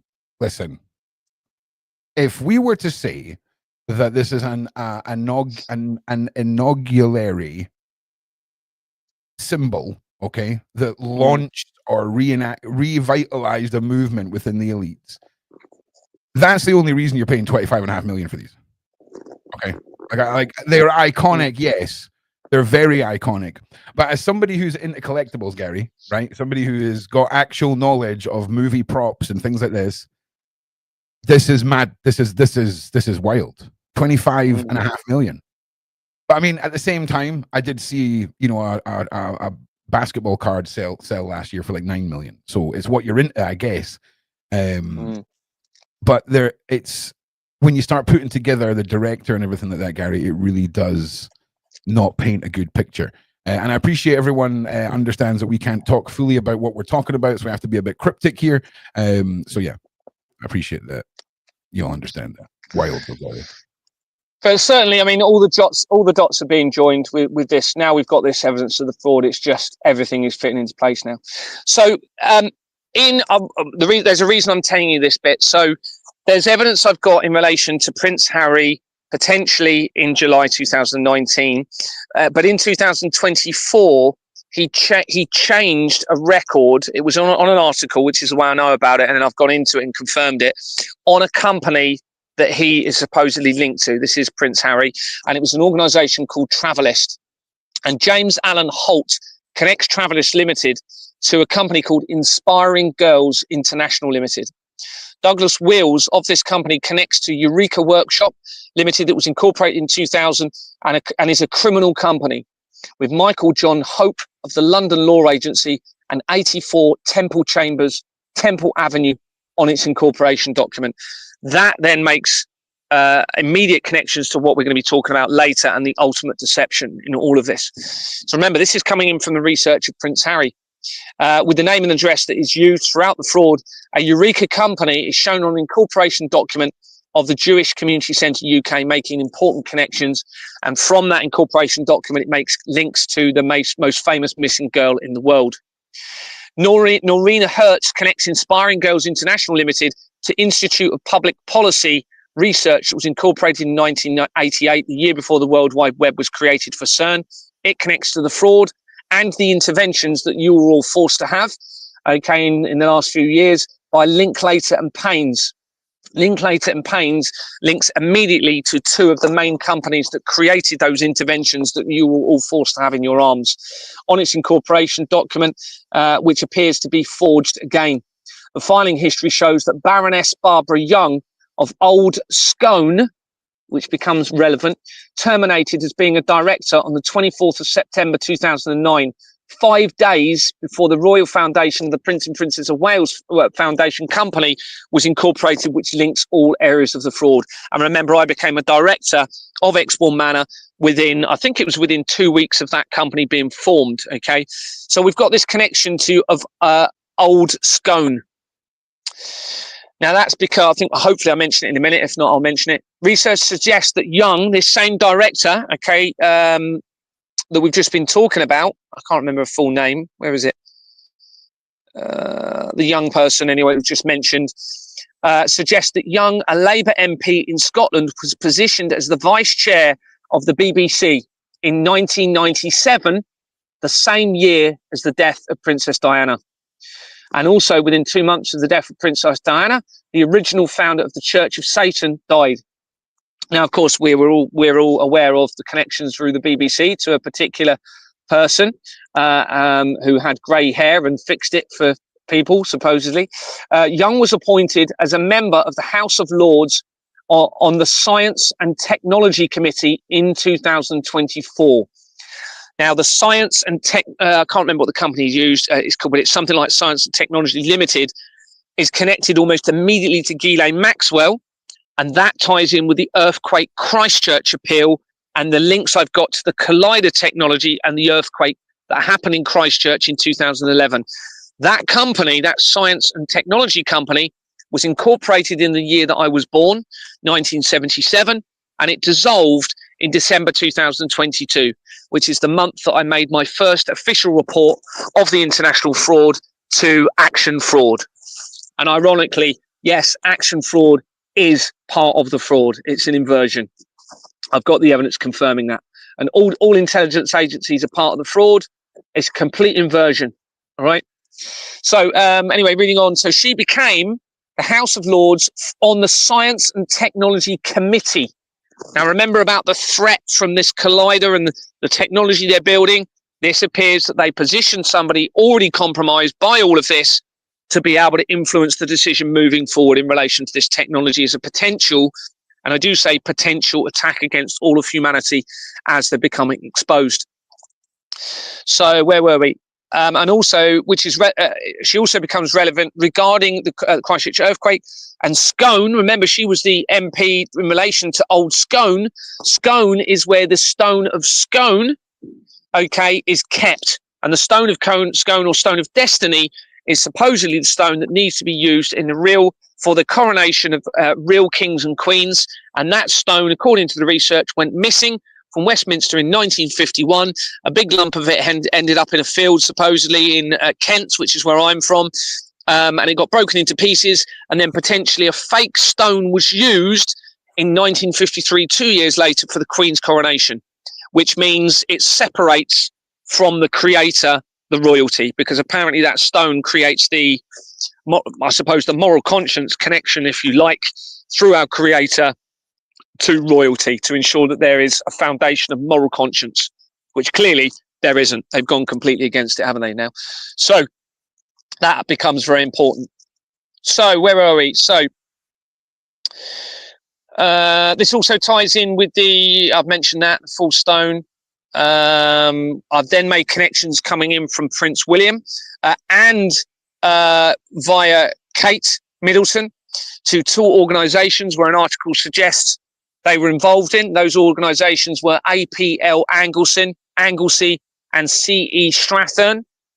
And I'll just tell you about that quickly whilst we're here. APL Anglesey Limited was incorporated in October 2012, the same year that CERN discovered the Higgs boson or God particle. It links immediately to the fraud by Sevenside on its incorporation document. And I've put Harry, but I think it will be William, is shown as a significant person of control since October 2020. Jonathan Matthew Haley connects this company to Farah & Co., making an immediate connection to Ghislaine Maxwell. And also to an organisation that appears to pertain to very serious crimes against children. And we're not talking about sexual abuse. We're talking about more serious than that. And that links to that organisation, which then connects to my wife via the nursery that she was going to at the time that we were first introduced. Polly Claire McGivern connects this APL Anglesey Limited to 19 companies, including Breast Cancer Campaign Scotland, that links immediately to the Police and Crime Commissioners Association and quickly to the Savile Club by Bertram Dyson Bell on its incorporation document. So on the Police and Crime Commissioners incorporation document, you have that exact same company, and the address also of 50 Broadway links to various key parts of the fraud, and also the Association of Police Crime Commissioners, when you research it, links almost immediately to the Savile Club. And the Savile Club was a gentleman's club, i.e. men-only club, that will undoubtedly connect to the sex trade, and it links to Jimmy Savile's family, it seems, and that goes back to the 1868, I think it was originally founded, and it appears as though gentlemen's clubs are a big part of all of this. One of the big ones being the Garrick Club that was formed in 1831, men only. Okay, and that links to the intelligence agencies, and via that you've got what appears to be a reference to Dave Courtney, who's a self-proclaimed gangster, and he, on that record to the Garrick Club, links immediately to Ingenious Film Partners too, the same company that's on page 40 of the Royal Foundation of the Prince and Princess of Wales. Again, now Dave Courtney associated with the Cray twins, and that becomes very relevant to me and how it ties into my dreams and my visions and how it links with the infiltration of the royal family that we're going to look at later. And we will get to that. That's the big sort of thing I want to talk about. But obviously we said we were going to build up to it and talk about these other things. So the company that Kate was allegedly linked to, first of all, McGivern connects to APL Anglesey. This is the same director we were just talking about. APL Anglesey Limited to the Prince's Charities Events. And that is a criminal organisation with Jordan's Limited on its incorporation document, the same criminal organisation that is on the incorporation document for Exbourne Manor Freehold Limited. Kate's company, according to the article, CE Strathern, was incorporated again also in October 2012, the same year as the Higgs boson was discovered by CERN, and it dissolved on the 11th of January 2022. As I'm making early inquiries at Exbourne Manor Freehold Limited, and the same day that a company called Owen Film Partnership LLP dissolved, as mentioned elsewhere. And that Owen Film Partnership links to the Satanic Temple United Kingdom, and the management company was Owens and Porter for Exbourne Manor, and the agent was Stephen Owens, who, when I held a meeting, when I was trying to find out what happened, refused to even speak to me, and because they were managing the building, Exbourne Manor, and he gave his resignation on the spot without even saying a word about all of this. And he links to the Russian government. Yeah, people quitting their jobs rapidly, and the removal of all these businesses as you're discovering stuff is really, really quite damning data entries. You know, I just want to say to everyone, you're doing so well. We're at 1,650 live on YouTube. Not 50 more people, and Gary and I will do an extra live. We're not anywhere close to being done here, because Gary is in a tent and I have nothing else to do. So we are here exposing. Okay, for the people. All right, we are doing this for the people. So again, get the likes and get the shares up, and we will be able to then have a show over on mine where we'll talk about the past offense scenario. That's about all I can say. Things we can't talk about here.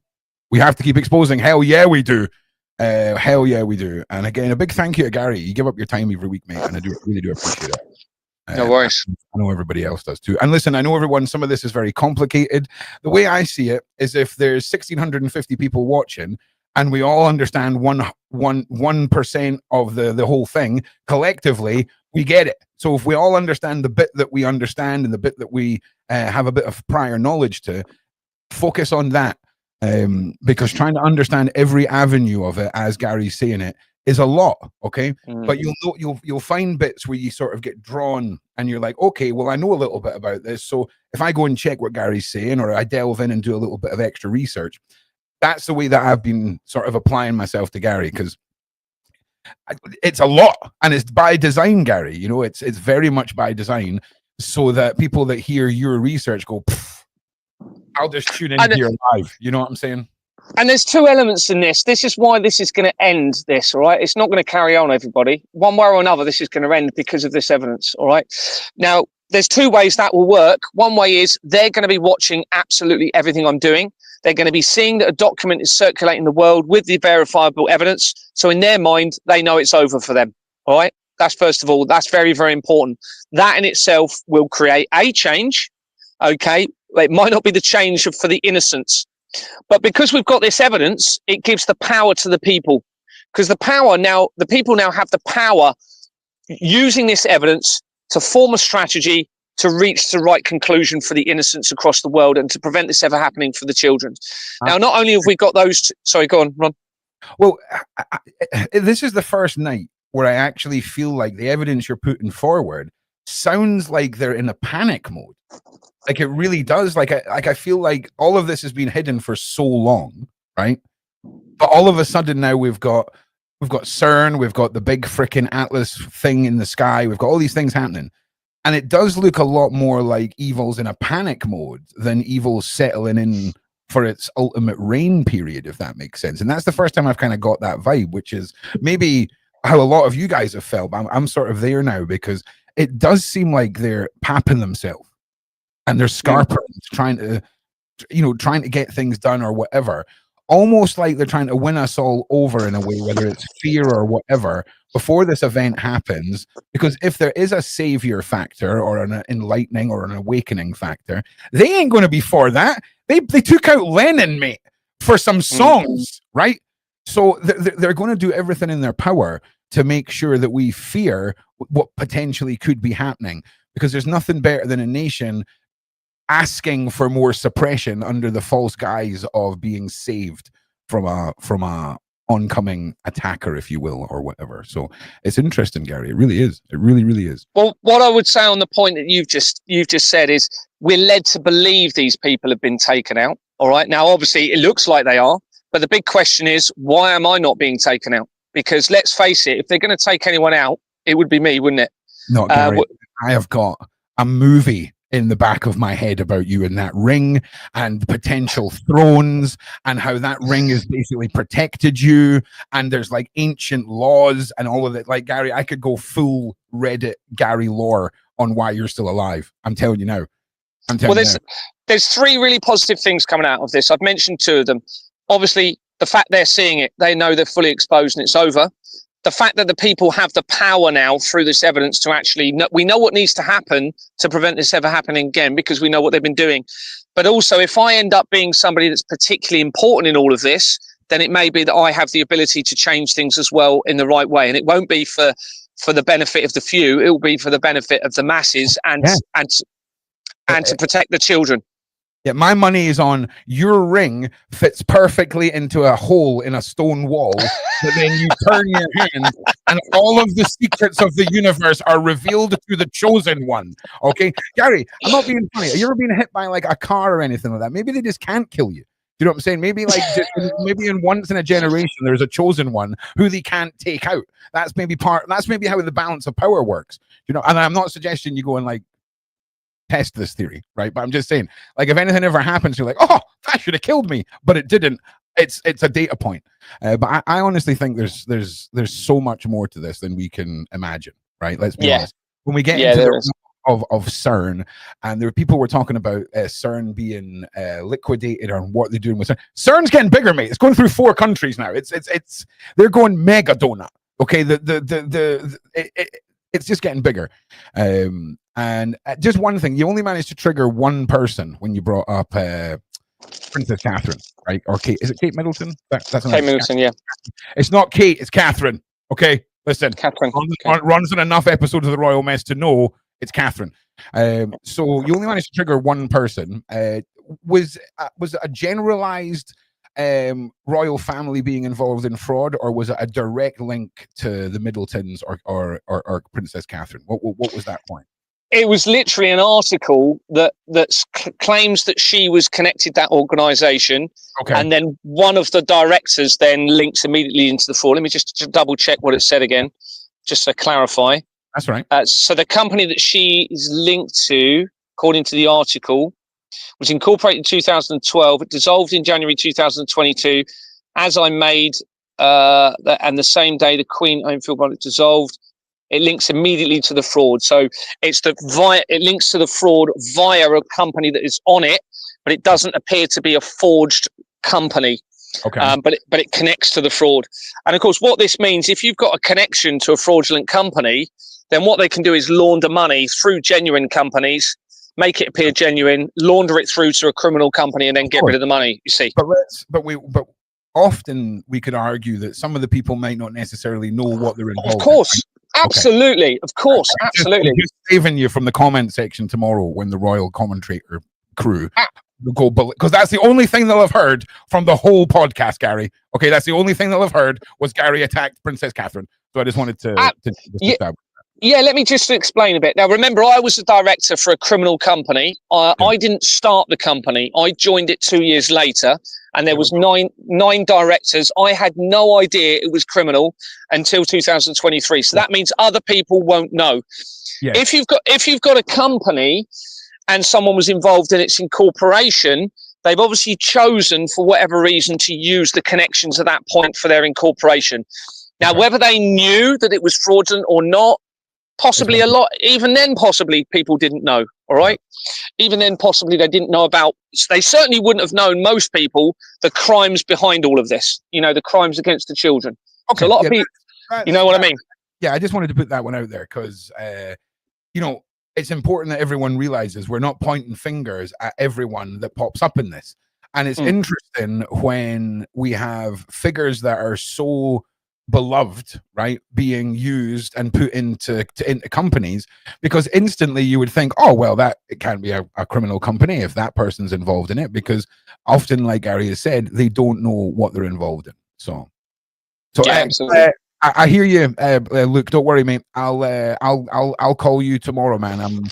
I've got an hour live after this, and it's going to be a long evening. So, I just want to say to everybody, so you're almost there. We're at 1660. You're doing really well. And a big shout out. Oh, Gary's broken his camera again. Hang on a second. Oh no, he's back. He's back. I'm just trying to turn my sound down. It's really, really loud. Yeah, we don't want to wake the pensioners who are. There we go. There we go. So this research that we were doing, it links to an organisation called Turk and Connell. And that's the one we're looking at. Yeah. Oh no, this is further down on the document. So there's another part of the document. You come to a company called Turk and Connell. I'm not going to go into how we get to it, but I'll show you why this is important. So Turk and Connell shows that Turk and Connell Trustees Limited had a registered address in Edinburgh. This is where the oldest active Freemason lodge is based, everybody. And I think there's going to be something very special about Edinburgh in all of this. And this company, it was incorporated in February 1955 as Dundas and Wilson Trustees Limited. This is 5 months before Disneyland Park opens in America, the first one, which appears to be potentially relevant with the infiltration of the potential real royal family mentioned later. Its name was changed for the first time and only time, according to the overview, on the 18th of August 1997. This is less than 2 weeks before the death of Princess Diana. Now, this is coming in from and makes connections to the Satanic Temple, United Kingdom. All right. Within 2 months, the original founder of the Church of Satan, as we've already said, died within the time of the death of Princess Diana as well. So, where were we going with that? Less than 2 weeks before it changed its name. So now we're actually looking specifically at Princess Diana here, because the rest of it was just coming in from different angles. There are various references to Princess Diana throughout the document, and she's clearly an important aspect in relation to the fraud, with it being almost certain that her death is not as we've been led to believe. According to the research, Diana was born in 1961. That's the year when Waterloo's was purchased by De La Rue, the main currency producer. And she was educated in Kent, Hampshire, and Switzerland. Kent, where I'm from; Hampshire, near where I moved. This is where Deborah Fleming was the NHS chief executive, and Switzerland, which is obviously where all of these organisations are very importantly based, including the World Economic Forum, etc. And also where she was educated, I believe it was, now don't quote me on this, I think it was Tunbridge. And in another part of the document, I hit Tunbridge School, and it goes into really key areas in all of this. Tunbridge, I believe, or Tunbridge Wells, is near to where the person where I got this ring from, with the surname of Windsor, my wife's granddad, was also born. And this is where he went to a Masonic school, and he became a Christian then, and he moved to Dorset, so I'm led to believe. So, now Princess Diana, in 1981, she was working at a children's nursery called Young England School in Pimlico. And it was then that she became engaged to Princess Charles, according to the research. And I suspect that it's no coincidence that this was in 1992. This is the year that the Companies House Register is starting to become electronic. It's also the year that the Vatican becomes a legal entity, tying in with the prophecy of the popes and Pietro Parolin. It's also the year after the relativistic heavy ion collider starts to be constructed in New York, and the year that David Icke says the world will be devastated by earthquakes and tsunamis. It's also the same year that my favourite movie, Terminator 2 Judgment Day, was released, and that links back into ingenious film partners on page 40 of the Royal Foundation, The Prince and Princess of Wales, from the director, James Cameron. So we've got this, I've mentioned that. Now, they divorced. Charles and Lady Diana, Princess Diana, divorced in 1996, a year before her apparent death, as the company's house research suggests that plans are being made in relation to the World Trade Center disaster. There's loads of key changes around this time, 1996, 1997. During her divorce, she used a company called Mishcon de Reya in that divorce from Charles, and this possibly relates to the de Reya family of Exbourne Manor, okay, because they have the name de Reya, and from that family, they're linked to the military. They also link to Sam de Reya, who was the Assistant Chief Constable of Dorset Police at the time of me making my reports, and she was also the tactical firearms commander for the Metropolitan Police at the time. She got moved after I was reporting all of this.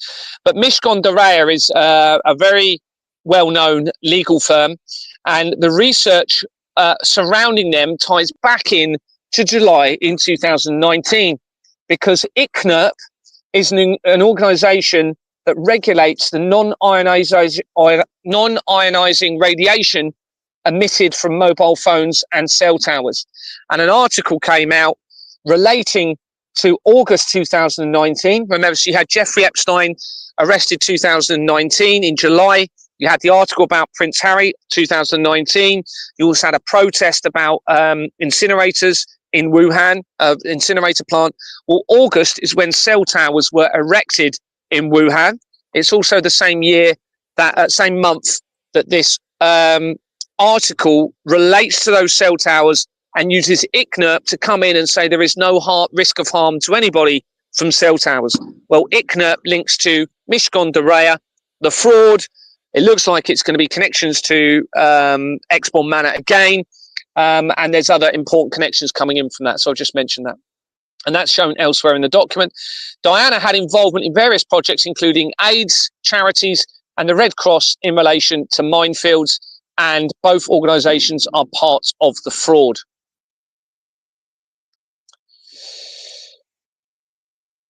I just want to say to everybody, Gary, they've now got us over 1,700 viewers live, so they've earned their bonus stream once we're done here. And I've got a couple of things about Edinburgh I want to ask you when you're done, but just carry on the path you're on just now, Gary. Do you want to do that now whilst you're thinking about it? Well, yeah, because you mentioned, I don't know who mentioned it, right? But I'm pretty sure we were talking about obelisks and pyramids and architecture, right? And there's obelisks all over Edinburgh. There's massive ones, right? Let me show you one. There's like this one, just huge, right? And then you've got the Scots Monument. Have you ever looked at the Scots Monument? No, I haven't. Like, look at this thing. Wow. Like, but it's one of those buildings where they were like, oh yeah, mate, that was built like, back in the day where we didn't have rulers and that. You know what I mean? Yeah. But obelisks, and then of course my mind was blown to find out that Scotland has a pyramid. Like, why has Scotland got a pyramid, mate? And why does no one talk about this? Like, it seems odd because there's a lot, and you mentioned Freemasonry and the lodges and things like this. Edinburgh's at the epicenter for a lot of bizarre links to the Freemasonry, but also this Egyptian style iconography, whether it's the obelisk. Oh, you there, Gary? Yeah, sorry, Ron. Sorry. I just need to remove Frozen Gary. Hang on a minute. I need to do this. And then, hang on, if I add Frozen Gary to the stage and then swap these around, oh no, take that out. Remove that, and then do this. Yes, there we go. Right, again, a little bit of feedback. Let me try and fix that, Gary. Don't you do anything? Okay. Let's see if that's worked. No, we're getting a little bit of feedback. Are your headphones plugged in? Yes. I don't know if I believe it. Yeah, my headphones are in. Is it set so that are you hearing the sound coming out of your phone or out of your headphones? Headphones. So then how the hell? Yes, Denise. Yes, Denise, we know. We're trying to fix it. So let me remove Gary again. So we know it's not coming out of my end now. Bring Gary back. I just need to be quiet, Gary. Okay. You just carry on. Okay. So back to Princess Diana. In the mid-90s, articles emerged. Let me just get this set up a bit better. Oh, my goodness. I've got things falling all over the place here. Right, in the mid-90s, articles emerged that Diana had been having an affair with former British Army officer James Lifford Hewitt from 1986 until 1991. 1991 is obviously an important year. Company's House search of James Lifford Hewitt reveals 2 records, meaning there had been a deliberate duplication with one of the records connecting to 3 companies, because everything should be on one record, you see. I've just lost the page again. Sorry, bear with me. And it's an exact duplicate record. Where are we? I've lost where I am. Sorry. Testing. Okay. So one of these records connects to 3 companies. They are Mad Foundation Limited. Says it all, doesn't it? Thornton Science Limited, and a company called Atonum Astra. Now, bearing in mind, we're talking about 3i. We've got Astra connections as well coming in all of this, but Astra means star in Latin or Greek. It can also refer to a supernatural weapon. Research suggests that astronum is Latin word for forever or eternally. So in other words, you've got an eternal star, it looks like there, or a star for eternity. I just found that quite interesting, so I mentioned that. Mad Foundation Limited was incorporated in 2000. Its name was changed in July 2007, 2 months after the most famous missing girl in the world went missing. This is the month before Exborn Manor Freehold Limited is formed, and its name was changed in May 2008. This is the same year that Large Hadron Collider was first activated. A person by the name of Lynn Marie Simmons connects Mad Foundation to Commonwealth Association of Science, Technology and Mathematics Educators that was incorporated in December 2003 and has a registered address of Octavia. Twice it was there, I believe, possibly making reference to Octagon that was featured in key points of the research. It has interchange legal advisory services as of an address in a particular location where crimes may have happened against children. I'm not going to go into that too much more. Actually, we'll move to the next bit. We could talk about that later, because then I've gone into a bit more research around that, where that happened. Okay, we then, via that organisation, we just move forward a little bit here. Thornton, let's talk about the other company. So Thornton Science Limited, where Hewitt was a director. A separate search for a person that links to this called Neil Hayes reveals a record for a Neil Charles Hayes that connects to 2 companies, one called Jab Jab Jab, exclamation marks after it, Limited, with one having been incorporated in October 2017 and having dissolved in 2023 as has continues to expose the fraud.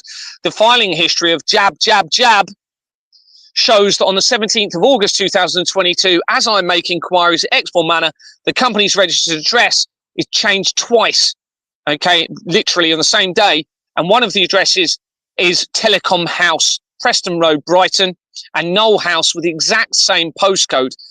2017 was around the time that I suspect plans were being formulated in relation to the deception around the interventions we were all forced to have after the system started to be exposed from 2006 in what happened to the potential crimes against children. Atonum Astra Limited, the third company that Hewitt was connected to, was incorporated in 2021 and dissolved in December 2022.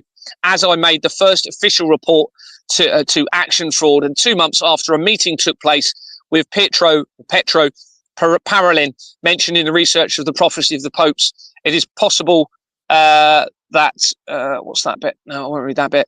The filing history shows that both Hewitt, this is important. So the filing history for that company shows that both Hewitt and a second director, Neil Anthony Hayes, both resigned on the 12th of July 2022. This is the day before Anthony Roberts of Exborn Manor Freehold Limited resigned after I'd asked to view the bank documents.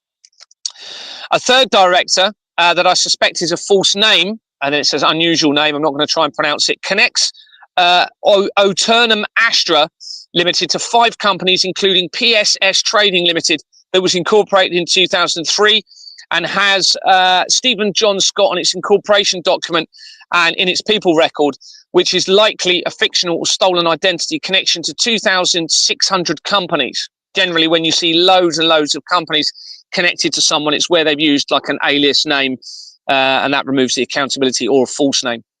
Some of the companies connected to Scott include Cancer Relief UK, that has a forged incorporation document, Spectrum Homes UK Limited, that connects to over 2,600 companies, and via Jacqueline Scott, and appears to make reference to Spectrum and Sovereign, which features in the other research linking quickly to Exmoor Manor Freehold Limited, and the research stemming from the helicopter crash in the United States on the 10th of April. You need to look at the document to understand that, which was this year, and leads again to CERN and criminal United Nations companies. So actual United Nations companies with the exact same companies on their incorporation document that started Exmoor Manor Freehold Limited. That Scott is also connected to a company that appears to potentially make reference to the most famous missing girl in the world. And this company was incorporated in 2006, a year before, and it dissolved in February 2020, which is the month after Prince Harry went to the US and fled from his family here. There are 2 Owens names in that company on the people record, possibly making connections to the Exmoor Manor and the infiltration of the royal family. There are criminal companies connected to Diana's name throughout the research, with a more recent discovery of the Diana Prince of Wales International Study Centre Limited, that was incorporated in 2005 and has the London Law Agency on its incorporation document. That's a criminal organisation, which means that is also a criminal organisation. And the London Law Agency is probably the second most important company in the fraud. That links immediately to Keir Starmer's company that he was part of, called the Death Penalty Project Limited, which is also a criminal company that he resigned from on the 5th of April this year, 2020, at a key time after the intervention situation that you were all subjected to. And that links immediately to the company that was started up for the disappearance of the most famous missing girl in the world. Gary, before you go any further, I need to run to the bathroom. I'll be 2 minutes. So just give everyone another quick recap. I'll be less than 90 seconds. Yep, no worries. So those of you who don't know me, I was in police for 18 years. I was in Kent Police from 2000 until 2006. And then I transferred, not knowing anybody, down to Dorset Police in 2006. And I resigned in 2018, not knowing it was actually related to this time, but it turns out that it is, because they reduced the police numbers by 20,000 when Theresa May was in post. And that happened again 2016, a key year with when it appears that potential serious things happened against children, starting to expose politics to the very serious crimes against children. Anyway, she reduced the police numbers by 20,000. She also closed a load of police stations around the United Kingdom.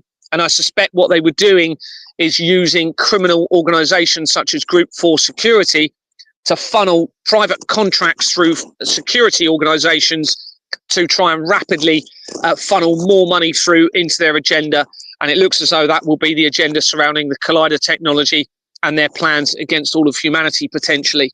But I'm hoping that when we get to the end of this, and potentially we might have an idea how important I might be in this, it changes everything, which means will be no end to it. So, no worries. A search for Diana Spencer. Okay, so this is searching for her, what we're led to believe is her potential former name, within Companies House, reveals Collective Enterprises Limited, that was incorporated in May 1987, 2 years before her death, and connects immediately to the fraud by Daniel John Dwyer, a name. Okay, this is important because this now links in with my family, which we're going to talk about later, or references to my family and to my family, actually. And it links into the infiltration of the royal family as well. So you've got Daniel John Dwyer and D&D Law Agency Services Limited on its incorporation document. This is also the company that makes immediate connections, and I won't say his name because Ron, I don't think, wants me to, but somebody who is leading lots of people on lots of marches. okay, via his alias name linked immediately to this same name and same company. The filing history for this company shows that on the 1st of March 1989, Collective Enterprises Limited has a registered address of Pearl Assurance, Princess Street. Yep, Princess Street, Manchester, that makes important immediate connections to the research of this person that was leading people, as I've said, and continues to lead people, and a lady called Vanessa Emery and I. And 1989 is when the World Wide Web was created for CERN. Mohammed Ramzan connects this company we're talking about, Collective Enterprises Limited, to 79 companies, including Project Crown. Project Crown Bidco Limited. Remember, this is coming in almost immediately from Diana Spencer, a record for Diana Spencer. And this company, Crown Bidco Limited, was created in 2023, after I exposed the fraud. Read into that what you will. David, sorry, is that David? I've spelled it wrong. David James Baldwin connects Project Bidco, which is connects Project Crown Bidco Limited to 12 companies, including Help Harry, Help Others. Okay, now that has already featured in another bit of my research, and I need to tie in where that is. So Help Harry, Help Others, that was incorporated on the 12th of April 2012. This is 3 days after Jeffrey Epstein had a meeting with Stephen Hawking and CERN scientists. And there's an article that claims that Stephen Hawking wanted CERN and was trying to get CERN to create a black hole here on Earth. This is also, when this meeting took place and this company was incorporated, is less than 3 months before CERN discovered, supposedly, the Higgs boson or God particle on the 4th of July 2012. The company connects to other areas of research of the fraud by a company called Bloomer Heaven Limited on page 17. Now, I think this is going to become very, very relevant to the deception that we're going to be talking about and what they may be trying to do in all of this and how it links in with Christianity. So Bloomer Heaven Limited on page 7 of its incorporation document. Just going to go to the next page. Oh, I don't know if I can read this, and I haven't screenshotted it. It's quite blurry, my screenshot, but it says there are many other connections to the fraud from here, and we can safely assume that the record is making reference to Princess Diana, it would seem, from those crown connections and Harry, Help Harry, and then the links into everything. We can assume that record was in reference to Princess Diana and possibly involved her knowledge of the criminal system that she may have been part of, potentially. Princess Diana had apparently been in a relationship with Dodi Fayed at the time of her death in Paris, and apparent car crash after having left the Paris Ritz Hotel. And Dodi, I'm not going to be able to read this bit, was the son of Egyptian Mohammed Al Fayed. Now, this becomes important, okay, in Egyptian background. Less than 2 weeks after, no, I'm not going to be able to read that bit, so we're going to have to skip forward. Can I read that bottom bit? No. Let's go to the next bit. So we're moving away from that a little bit here now. We're going to be talking how the World Trade Center becomes relevant and Harriet Harman. So Harriet Harman was part of the National Council for Civil Liberties in the 1780s, I believe, 70s or 80s. That was later established to be affiliated to the Paedophile Information Exchange. And more recently, she didn't have to, but she did an interview where she was talking about it and did not deny that the organization was affiliated to the Paedophile Information Exchange. Now, that National Council for Civil Liberties was part of the Liberty Group.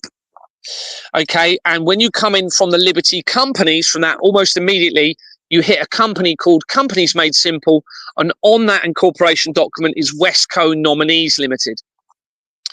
The World Trade Center disaster happened, as we know, in 2001, and Larry Silverstein was the only person to change the lease where the lease changed, okay, in the whole history of that building.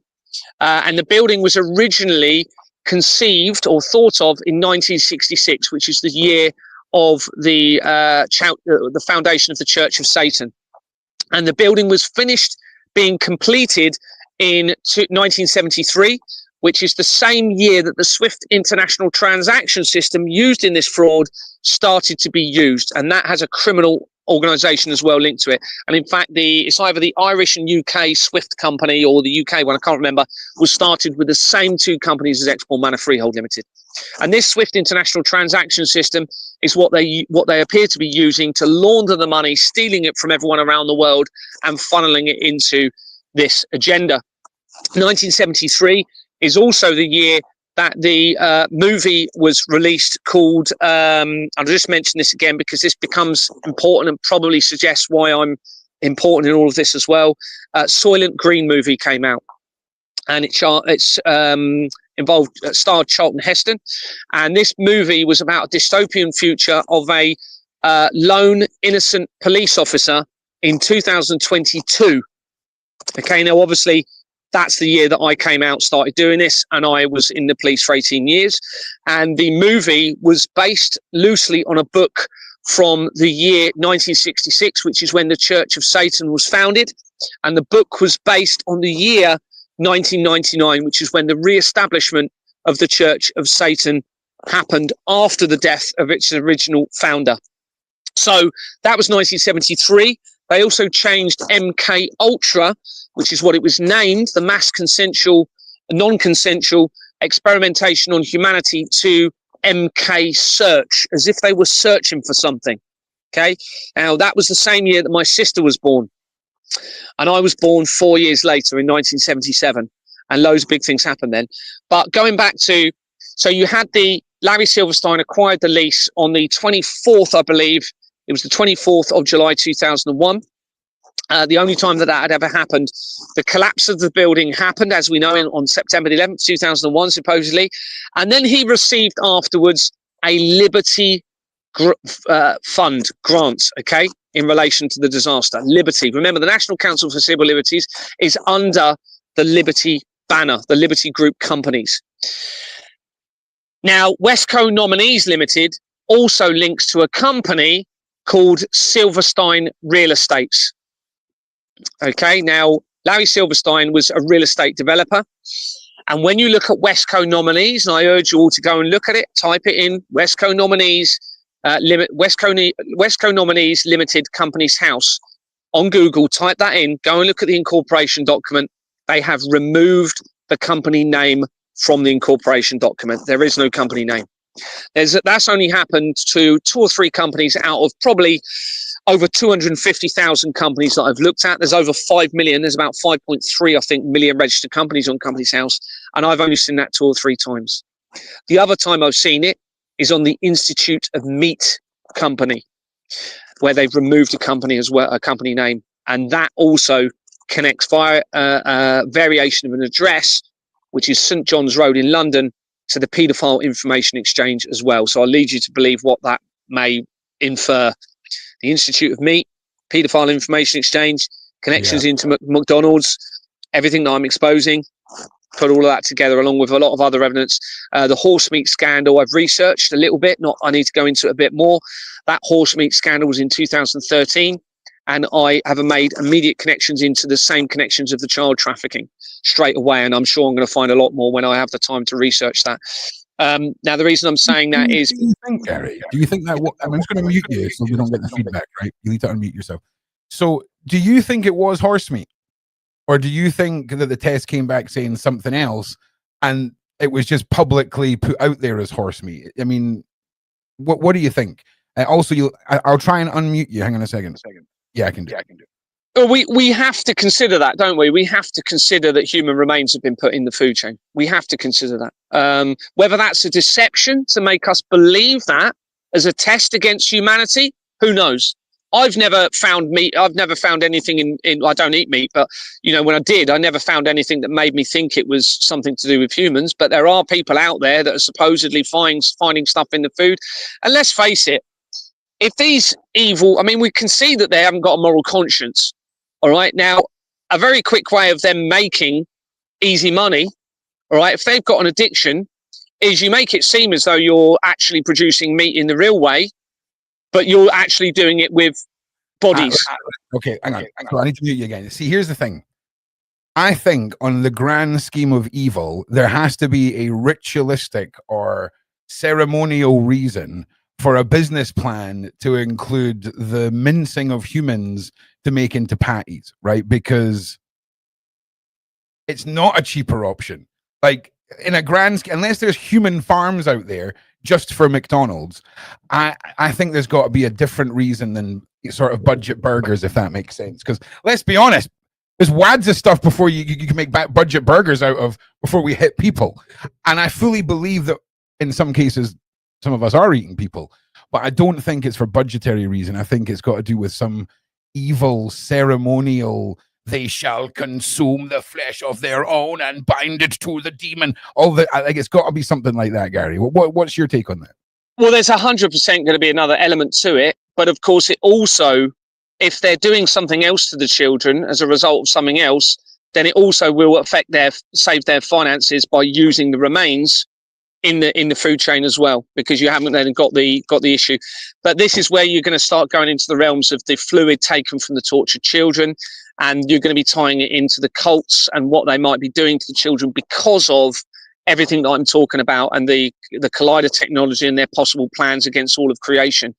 And we're going to come into, unfortunately, it does appear as though this is linking massively into Christianity, which we're going to be looking at later. Before we serve into that, I just want to say everything that you're seeing on the screen right now is evidence compiled against all of the people involved in Pi that Gary was talking about.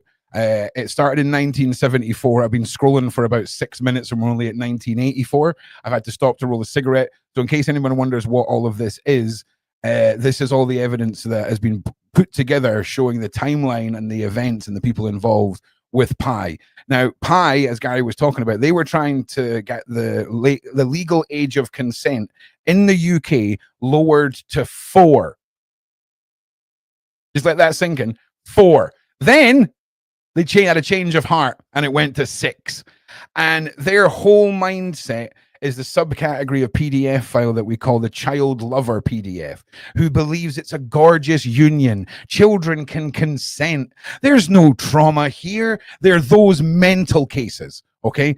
And this went through UK Parliament. This went up into the upper echelons. There was people making decisions for Pi that are still part of Labour cabinets today.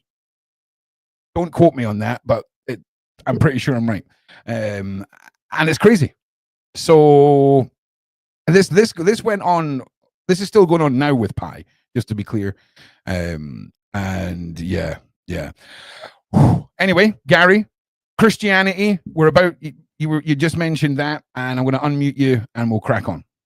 Yeah, I'm going to come on to that a bit later because that's where my dreams sort of overlap and link into Vanessa. And also, I'm just going to have to put my phone on charge. Bear with me.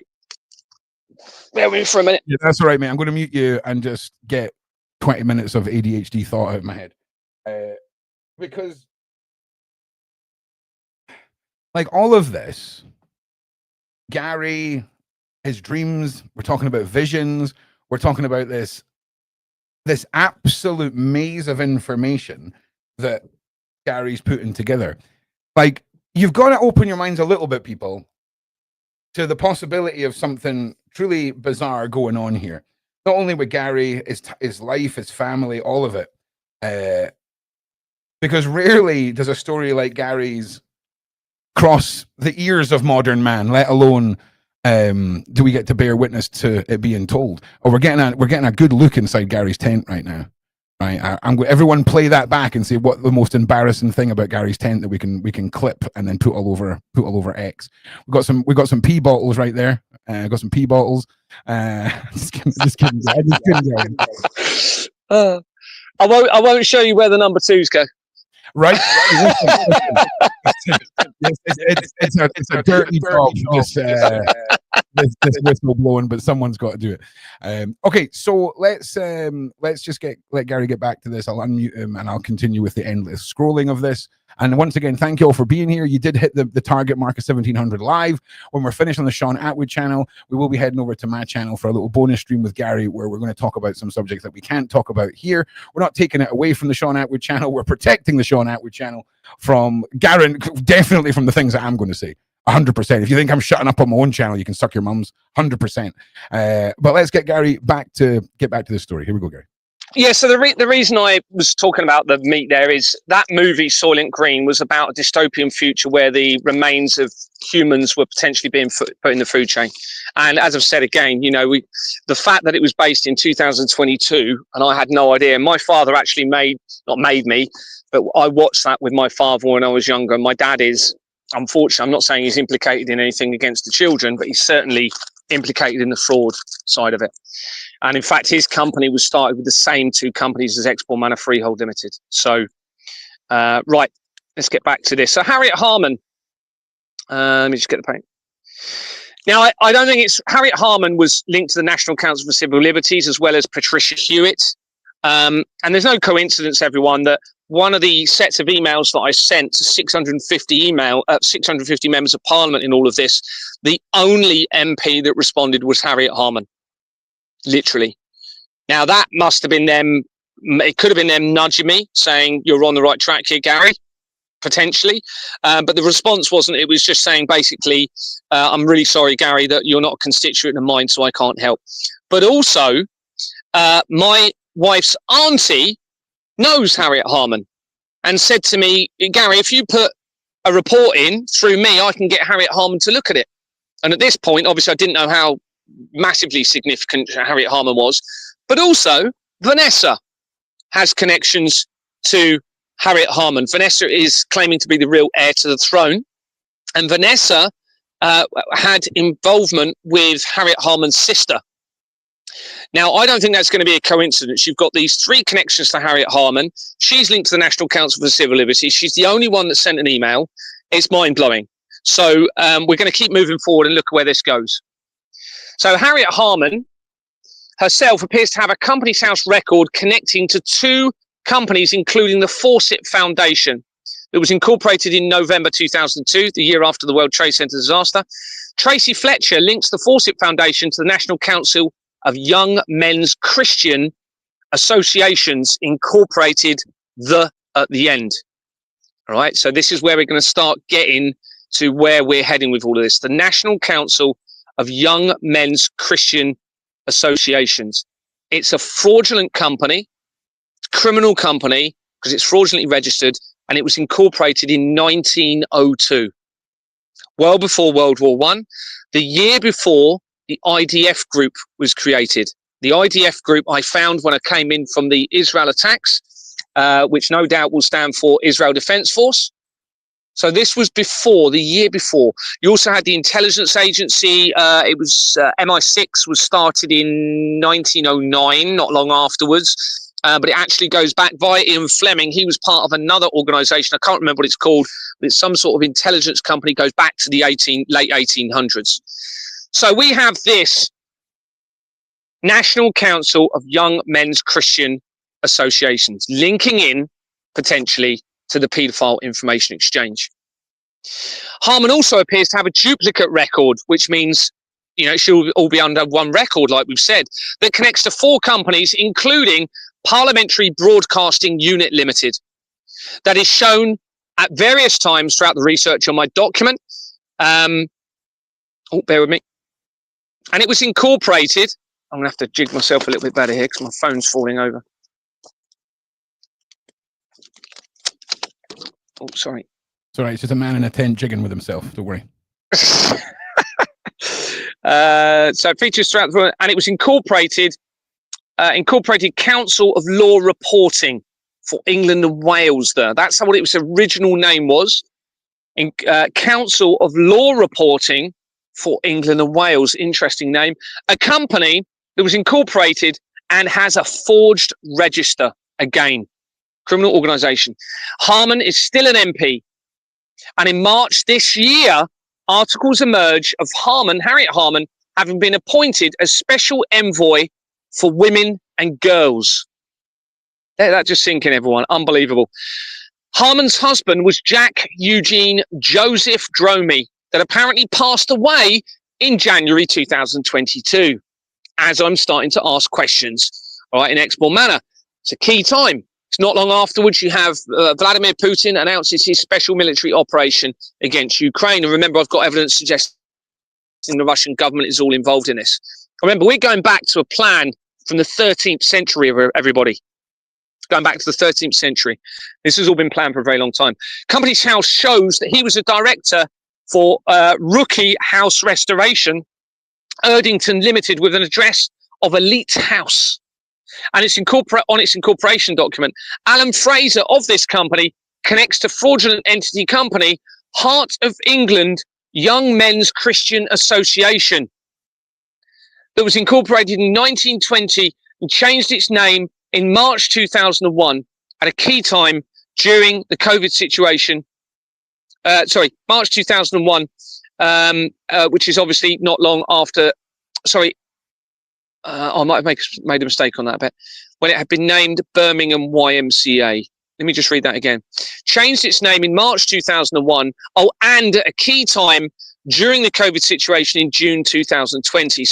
When it had been named Birmingham YMCA. And it has Jordan's and Sons on its incorporation document and many YMCA companies featuring throughout the fraud research. I suspect he didn't really die. They realized everything's coming out. Oh dear, let's make people. This is what I suspect. So loads of YMCA companies now potentially linking in with the paedophile information exchange. Just having a look at the next bit. Yeah. To the World Trade Center disaster research a little bit here now.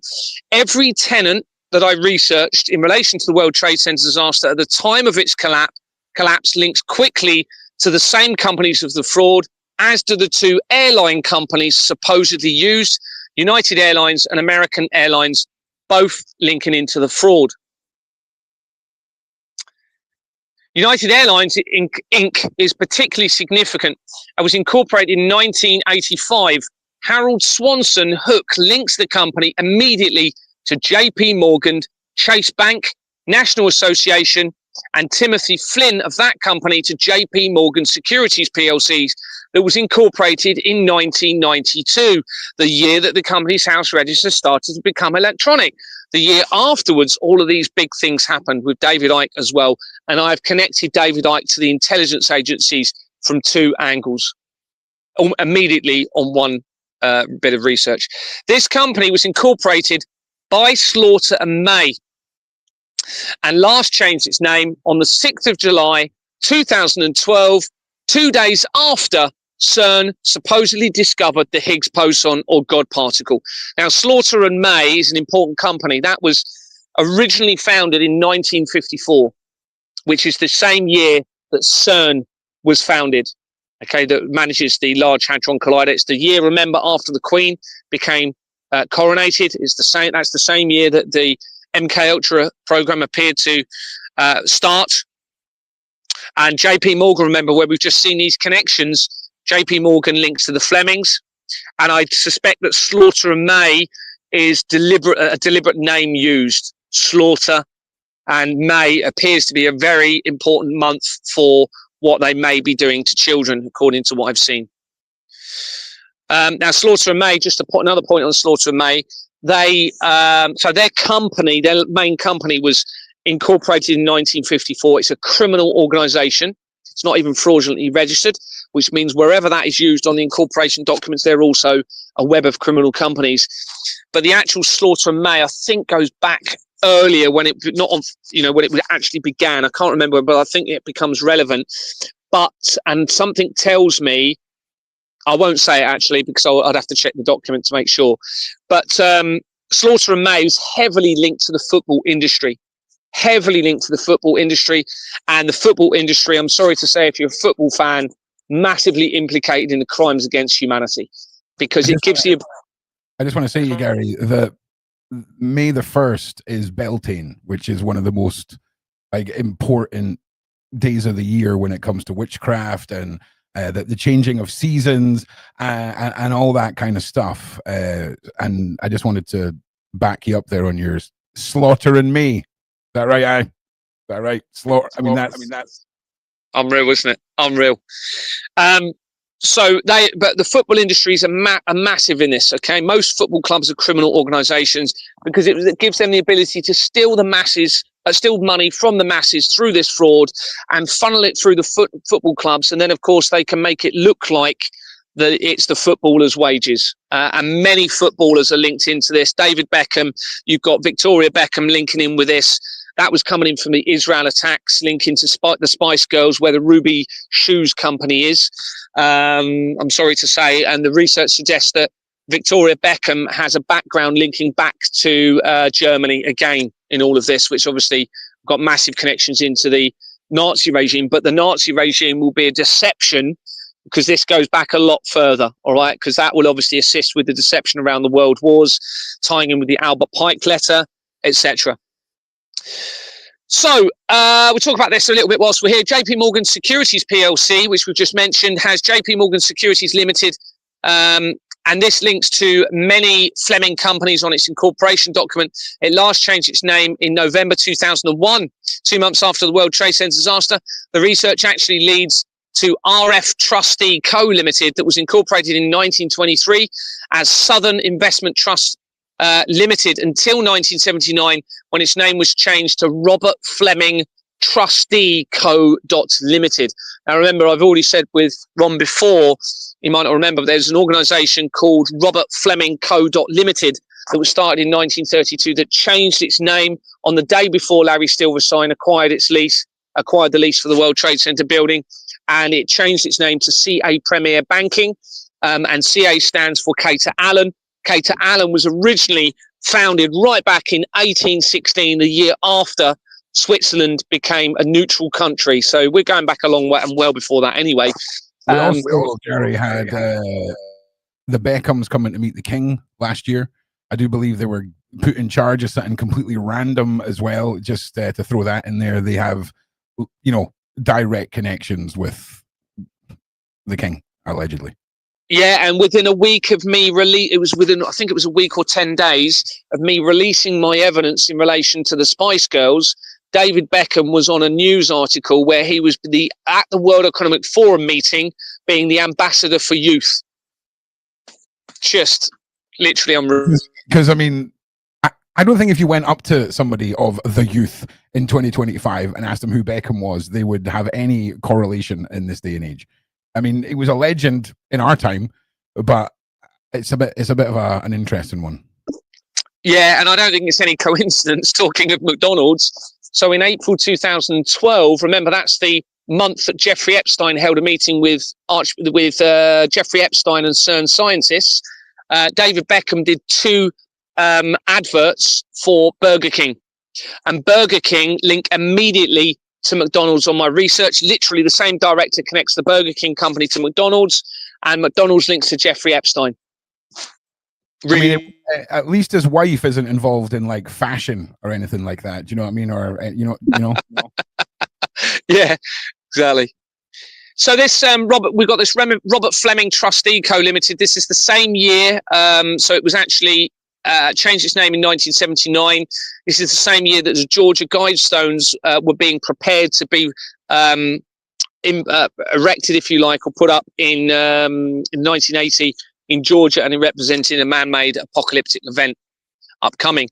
Adam Fleming of this company that we were talking about connects to BlackRock World Mining Trust PLC, who was originally incorporated as Mercury World Mining Trust before changing its name to Merrill Lynch World Mining Trust. Now, Merrill Lynch connects to Bank of America. Research shows that Robert Fleming Co. Limited was founded in 1873 in Scotland. So this is looking at the research now of Robert Fleming and his banking background. So 1873 in Scotland. And in 1909, the same year that MI6 was formed, that Ian Fleming links to. Remember, we're looking at Robert Fleming here. So this is Ian Fleming. 1909 moved that organisation to London. It was sold to Chase Manhattan Bank in 2000.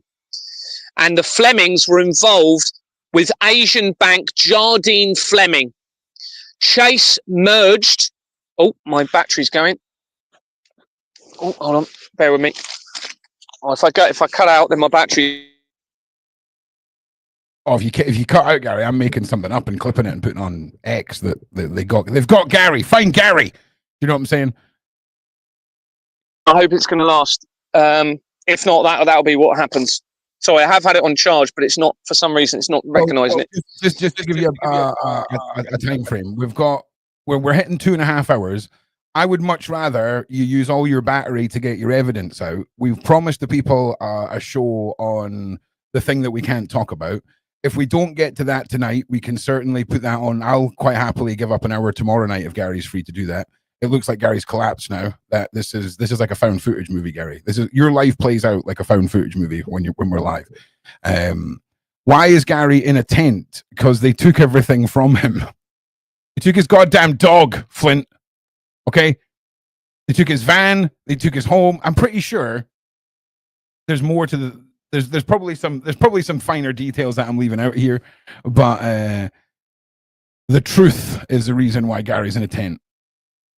You know, it's a well. Also, Gary, we can't hear you if you're talking to us, just because of the feedback. So give us a wave when you're ready to come back. Come out of the abyss, Gary. So yeah, Flynn, it's wild. So when we talk to Gary, it's the realness, and like I came to YouTube to do survivalism and bushcraft and prepping, and Gary's working on effectively like a bug out bag scenario. Like I thought he was camping luxury style with like 4 gas hobs and shizness, but he's fully in the grey man mindset. It's wild. Right, Gary. Right, let's go. Are you ready? Carry on. Yep. Okay, so we've got these BlackRock companies. Everyone knows about BlackRock, I'm sure. It's one of the largest asset management companies, if not the biggest in the world. So we're led to believe by them, of course. And we've got this connection to JP Morgan and Fleming companies now coming in. And it was sold to Chase Manhattan Bank in 2000. This company linking to Robert Fleming, and the Flemings were involved with Asian bank Jardine Fleming. As I said, Chase merged, with JP Morgan and Co. in 2001. So the same year as the World Trade Center disaster. So that's very, very significant on why we've got all of these moves around the World Trade Center. BlackRock World Mining Investment Company is a criminal company incorporated with the Jordans and Sons Limited in 1993. BlackRock Limited, another company, is a criminal company incorporated with the London Law Agency in 2006. BlackRock Group Limited was incorporated with Slaughter and May in 1969, the same year that Charles became the Prince and Princess of Wales. So again, that's a criminal company because Slaughter and May is also fraudulently registered. Deepa somebody or other surname connects this company to many, can't remember what it is now, fraudulent oil and gas companies. All right, all utility companies are part of this fraud, everybody, all of them.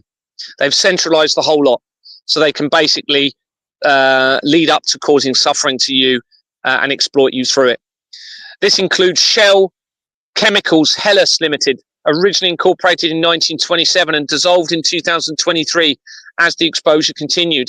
Libya Oil Sudan Limited, incorporated as Shell Company of the Sudan Limited, in 1924. Includes Shell Tankers UK Limited, incorporated in 1912, the same year as which we're going to come to later, the Titanic. Shell Company of Turkey Limited, incorporated as Shell Company of Turkey Limited, in 1923, before changing its name for the first time in 2023 as the exposure continued. Now, everybody, if me alone in a tent can cause international intelligence agency companies and world oil companies to dissolve, think what we can do together. And we don't need to bring the system down suddenly. We can create a transitional change in the system, using this evidence in the right way with the right strategy to ensure that there is no chaos in a new earth for everybody. Gary, I'm just meeting you for a second. So was the Titanic the 9/11 insurance job of the day? To be honest with you, I haven't gone into enough detail to be able to say fully about it, but it ties in with my research around the infiltration of the royal family and linking into my family and Vanessa's, it looks like. So I need to research it a little bit more, but it's definitely going to be related to this, 100%. Okay. Adrian Dyke of BlackRock Group connects to BlackRock Group Real Estate Opportunity Fund UK Limited, LP Limited, again, a criminal company incorporated with Jordans Limited in 2007. This is the same as Exmoor Manor, and with many other companies on its incorporation document, which means all of those companies are also criminal. The same director connects to Deutsche Private Asset Management Limited with an address of Interpath 10 Fleet Place, featured throughout fraud and incorporated in 1987. One of its later names is this is I think going to become relevant. One of its later names was Morgan Grenfell Trust Managers. Now, we had the Grenfell Tower fire, in 2017, and this was from 1987 to 1999. It had that name. The company dissolved in 2023 as I continued the exposure. Andrew William Bartlett of this company has a duplicate record that connects to 145.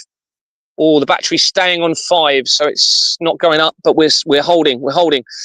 Has a duplicate record that connects to 145 companies, including connections made to KPMG that had been used by Bournemouth, Christchurch and Poole Council for its auditing of its accounts after I was reporting the fraud, or during. I think it was afterwards. KPMG also makes connections now to Amanda Pearson, who was brought in as the new Chief Constable of Dorset after the first Scott Chilton resigned, and there's connections appearing to make research appearing to make connections to her and to the very serious crimes against children that appeared to start to be exposed in 2016 that we're going to talk about later if we can. Gary, I think it would be quite interesting to just copy and paste your entire document into some AI, whether it's ChatGPT or what, and ask them to draw their conclusion from what you're presenting, and just in case there's anything that's been missed by the human brain, because like there's so much here. And the names, Gary, like, do you remember we made a joke a couple of weeks ago about how it seems like they're so stupid they have to name the companies after what it is they're going to do to keep track of everything that's in their lists. Like, maybe they'll pick up on something that we've not picked up on with typography and the names and things like this, because it's so overwhelming, and it's so like the tunnel becomes wider and the light becomes clearer as we go down. It really, really is. And I like there's little things that we're just not catching. So maybe that can be my nerd thing that I do to contribute to all of this. We'll see. We'll see what the evil overlord of the AI can pull out of it. Well, first of all, our AI lies anyway. Okay, I've seen information that doesn't even tell the truth all of the time. And secondly, personally, I don't have anything to do with AI. I'm trying to avoid it at every opportunity because it's the opposite of moral conscience. It's what they are leading us towards to assist in removing moral conscience from humanity. That's my personal view on it. I can agree with your point there for sure, but I've been very nice to the AI, and they've promised that they're going to make me their pet when they take over the country or the globe. Sorry, so you can push back if you want. AI is going to keep me as a pet, so I'm just saying. But well, here's the thing: there's versions of ChatGPT allegedly that are out there, and there's certain lines of code that have been removed from those versions that take away the certain things that they try and skip around, if you will. There's actually a tutorial allegedly on YouTube, and I'm only saying that there's a tutorial on YouTube so you can avoid doing the steps necessary to unlock that when it comes to AI. But I'm one of these people that everything's got to be balanced, and AI's got its fantastic features and it's got its, the Terminator Skynet feature. So I totally hear where you're coming from, Gary, 100%. I'm just a massive nerd, right? So that's where I think I've got an attachment, whereas you see the evilness in it. I'm like, well, yeah, it's okay, I guess. We'll see. We'll wait until it blows up in my face. Yes, I mean, it's a whole big subject, but, you know, I've just quickly on it. If artificial intelligence continues to be utilized, it will just naturally take over everything.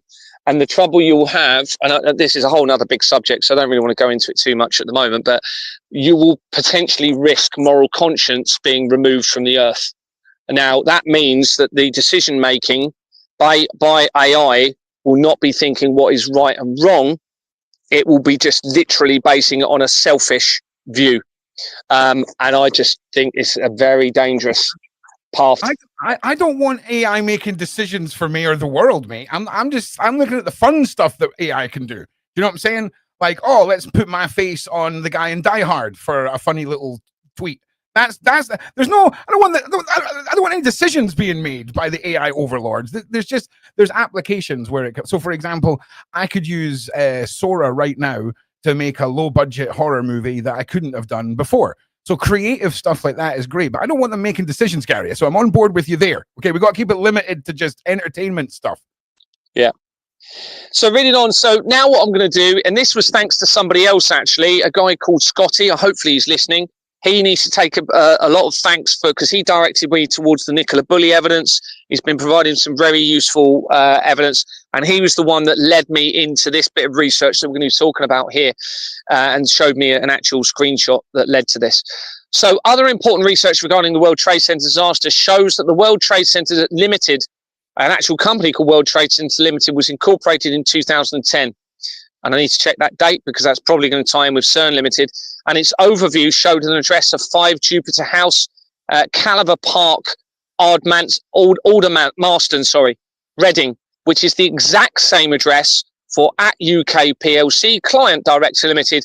The same company and address is shown on the incorporation document for Property Solutions Southern Limited, which is the most recent management company for Exbourne Manor that got brought in, okay, and a guy called Paul Mallory, which now explains why he was so nervous when I called a meeting to remove 2 directors. You could tell he was really nervous, but at this point I didn't know what they all knew. And he was dropping the cable, left the cable for his laptop behind and just seemed really nervous. Well, now we know why, because he's massively linked into this. Okay, so this company, Property Solutions Southern Limited, links immediately to a company called World Trade Center Limited that was incorporated in 2010. World Trade Center Limited. So, wait. Go to the next one. We're going to see where this leads. And at UK PLC, Client Secretary Limited of the World Trade Center Disaster Limited connects to Capital Management Group Limited. This company is connected to 128 City Road and Kemp House City Road, both used throughout the fraud and linked to the child trafficking connection. Kemp House address also links quickly to the evidence surrounding the most important missing girl in the world. Jennifer Rene of the World Trade Center Limited connects to DSB Business Center AG. It was incorporated in July 2010, which is again not long before CERN Limited. And within its people record is ICG Commonwealth Law, okay, Firm Limited, appearing to make reference to the Royal Commonwealth connection. Andrew Donald Goodfellow of DSB Business Center AG connects to companies including Run Wild Limited, UK Immigration Office, the Visa Agency Limited, Jealousy and Mayhem Limited. The Oxford Centre for Leadership Limited, Temple Bar Advisory Limited, that word temple again, everybody. And for those of you who don't know, the Temple Bar was a bar where members of Parliament used to go and have drinks after Parliament, okay, after their days at work. And they are part of the bar, is what the legal profession is. That Temple Bar links to the research of Ghislaine Maxwell and ties into all of this. So you've got this company, Temple Bar Advisory Limited, tying in. You've also got the Flying Squad Limited, which obviously relates to potentially the police. You have Burgess Yachts Limited and Reliance PLC. All of these companies are linked into that same director. According to the research, Reliance Industries Limited is one of India's largest companies and attracted controversy over allegations of major corruption. And in March 2024, as I'm continuing to expose the fraud, they partnered with Disney. Bearing in mind, we've mentioned Disney already, tying in with the infiltration of the royal family, linking to Hitler, linking to the Flemings, linking to everything that we're exposing here. Right, I just want to say, we've got about 15 minutes, and what I'll do is I've got all the questions saved from this chat. I'd rather not go just to give you 15 minutes. So on the after chat, as long as Gary's battery holds up, we can take some questions there as well. So Gary, we've got, like I said, we've got about 15 minutes, mate. So yeah, find a good stopping point in your brain, actually, Gary. That's probably a good place, like a good place to sort of end at, where it doesn't then go into a new bit, if that makes sense. Well, we really need most people hearing my last sort of connections, because that's where it really hones in on the connections into my dreams and visions and this. So do I skip to that now, or do you... You take as long as you want, mate. We can run past 3 hours. Okay, we can run past 3 hours. Don't worry. As long as I know that you've still got bits to talk about and all the rest of it, we're good. So take as long as you want, mate. Take as long as you need and as long as you want. No worries. So they partnered with Disney, but importantly, Harsh Jain of Reliance PLC connects to Harrods acquisition, making another connection to Princess Diana and Al Fayed. So this is coming in from companies actually called the World Trade Center Limited, linking immediately to Export Manor. So it's obvious this is, and it's just mind-blowing. Now, you've also got another World Trade Center company called World Trade Center Glasgow Limited that was incorporated in 1996, 5 years before the World Trade Center disaster, and it dissolved in March 2024. As I'm exposing the fraud, it has an address in Wales, and Kenneth Chappell connects the company to YMCA, the Young Man's Christian Association. Now, this is what I'm building up to, the critical evidence of the deception potentially within Christianity, tying in with all of this. But he links to a YMCA company and to World Trade Center Holdings Limited. This company was incorporated in 1988, the year before the World Wide Web was created for CERN. It dissolved in July 2016, the same year as an apparent ritual took place at CERN, and when the serious crimes against children appeared to be being exposed to politics. The company it appears to be a criminal organisation with Jordans and Sons Limited and Swift Incorporations Limited on its memorandum of articles of association. This incorporation document appears to be hidden. Lord Ivor Richard connects the company to Leasehold Advisory Services Limited. Sir Alan Taffin Davies of the World Trade Center Holdings Limited was a director for the Bank of Wales before 1991 to 1995. Key years: 1991, David Icke will be devastated by earthquakes and tsunamis. Terminator 2 Judgment Day, relativistic heavy ion collider started to be built. 1995, the creation of the Hackler International Advisory Board, linking the intelligence agencies to the Russian government and the royal family. Next page. We are going to get to more interesting stuff. I know this is drawn out, but it's important because people will watch this back, and you can verify it all by, if you really wanted to, but you're going to be able to do it from the document anyway when you get it. Bank of Wales was incorporated in 1971. Now, Wales, remember, it's where Charles was the Prince of Wales from 1969. So this company, Bank of Wales, coming in from the World Trade Center companies, was incorporated in 1971, the same year as the World Economic Forum, and is a fraudulent entity company. It's a criminal company. Bank of Wales connects to Lloyds Secretaries Limited. Now, Lloyds is important because I acquired forged Lloyds Bank documents during my investigation through Export Manor, and Lloyds Bank companies are on page 40 of the Royal Foundation of the Prince and Princess of Wales. So you have Lloyds Secretaries Limited, and via Timothy Blackwell connects to Hampshire Bank Limited and Hampshire Trust Bank Limited, where he had been appointed at a relevant time in 2017 and resigned from both companies in May 2024 as the fraud was being exposed by me. Now, of course, Hampshire is where Deborah Fleming was the NHS chief executive who initiated my removal. Hampshire Trust Bank PLC is a criminal company with both Jordan Sons Limited and the London Law Agency on its incorporation document, which I think is the first time, in fact, I'm still sure that's the first time that I've seen both of those companies on the same incorporation document together. So that makes that very likely, very, very important. And just to confirm, that is the Hampshire Trust Bank PLC. Noreen Bray became a director of Bank of Wales in 1999 and resigned on the 21st of September 2001, 10 days after the World Trade Center disaster. They connect to Cardiff Chamber of Commerce and Industry, another criminal organisation that was incorporated right back in 1880. Stuart Williams of World Trade Center Holdings Limited connects to Dawn River Property Management Limited with an address of assets. I'm going to skip forward a bit. I think people are getting the gist.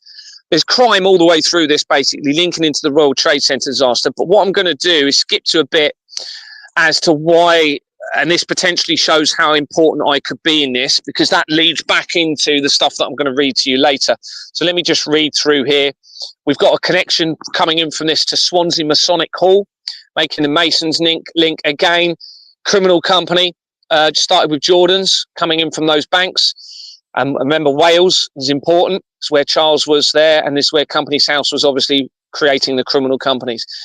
We've also got, I'm just skipping through this, we've got links to religious establishments, Swansea religious establishments as well, so making connections back in with the Church of England coming in from these banks.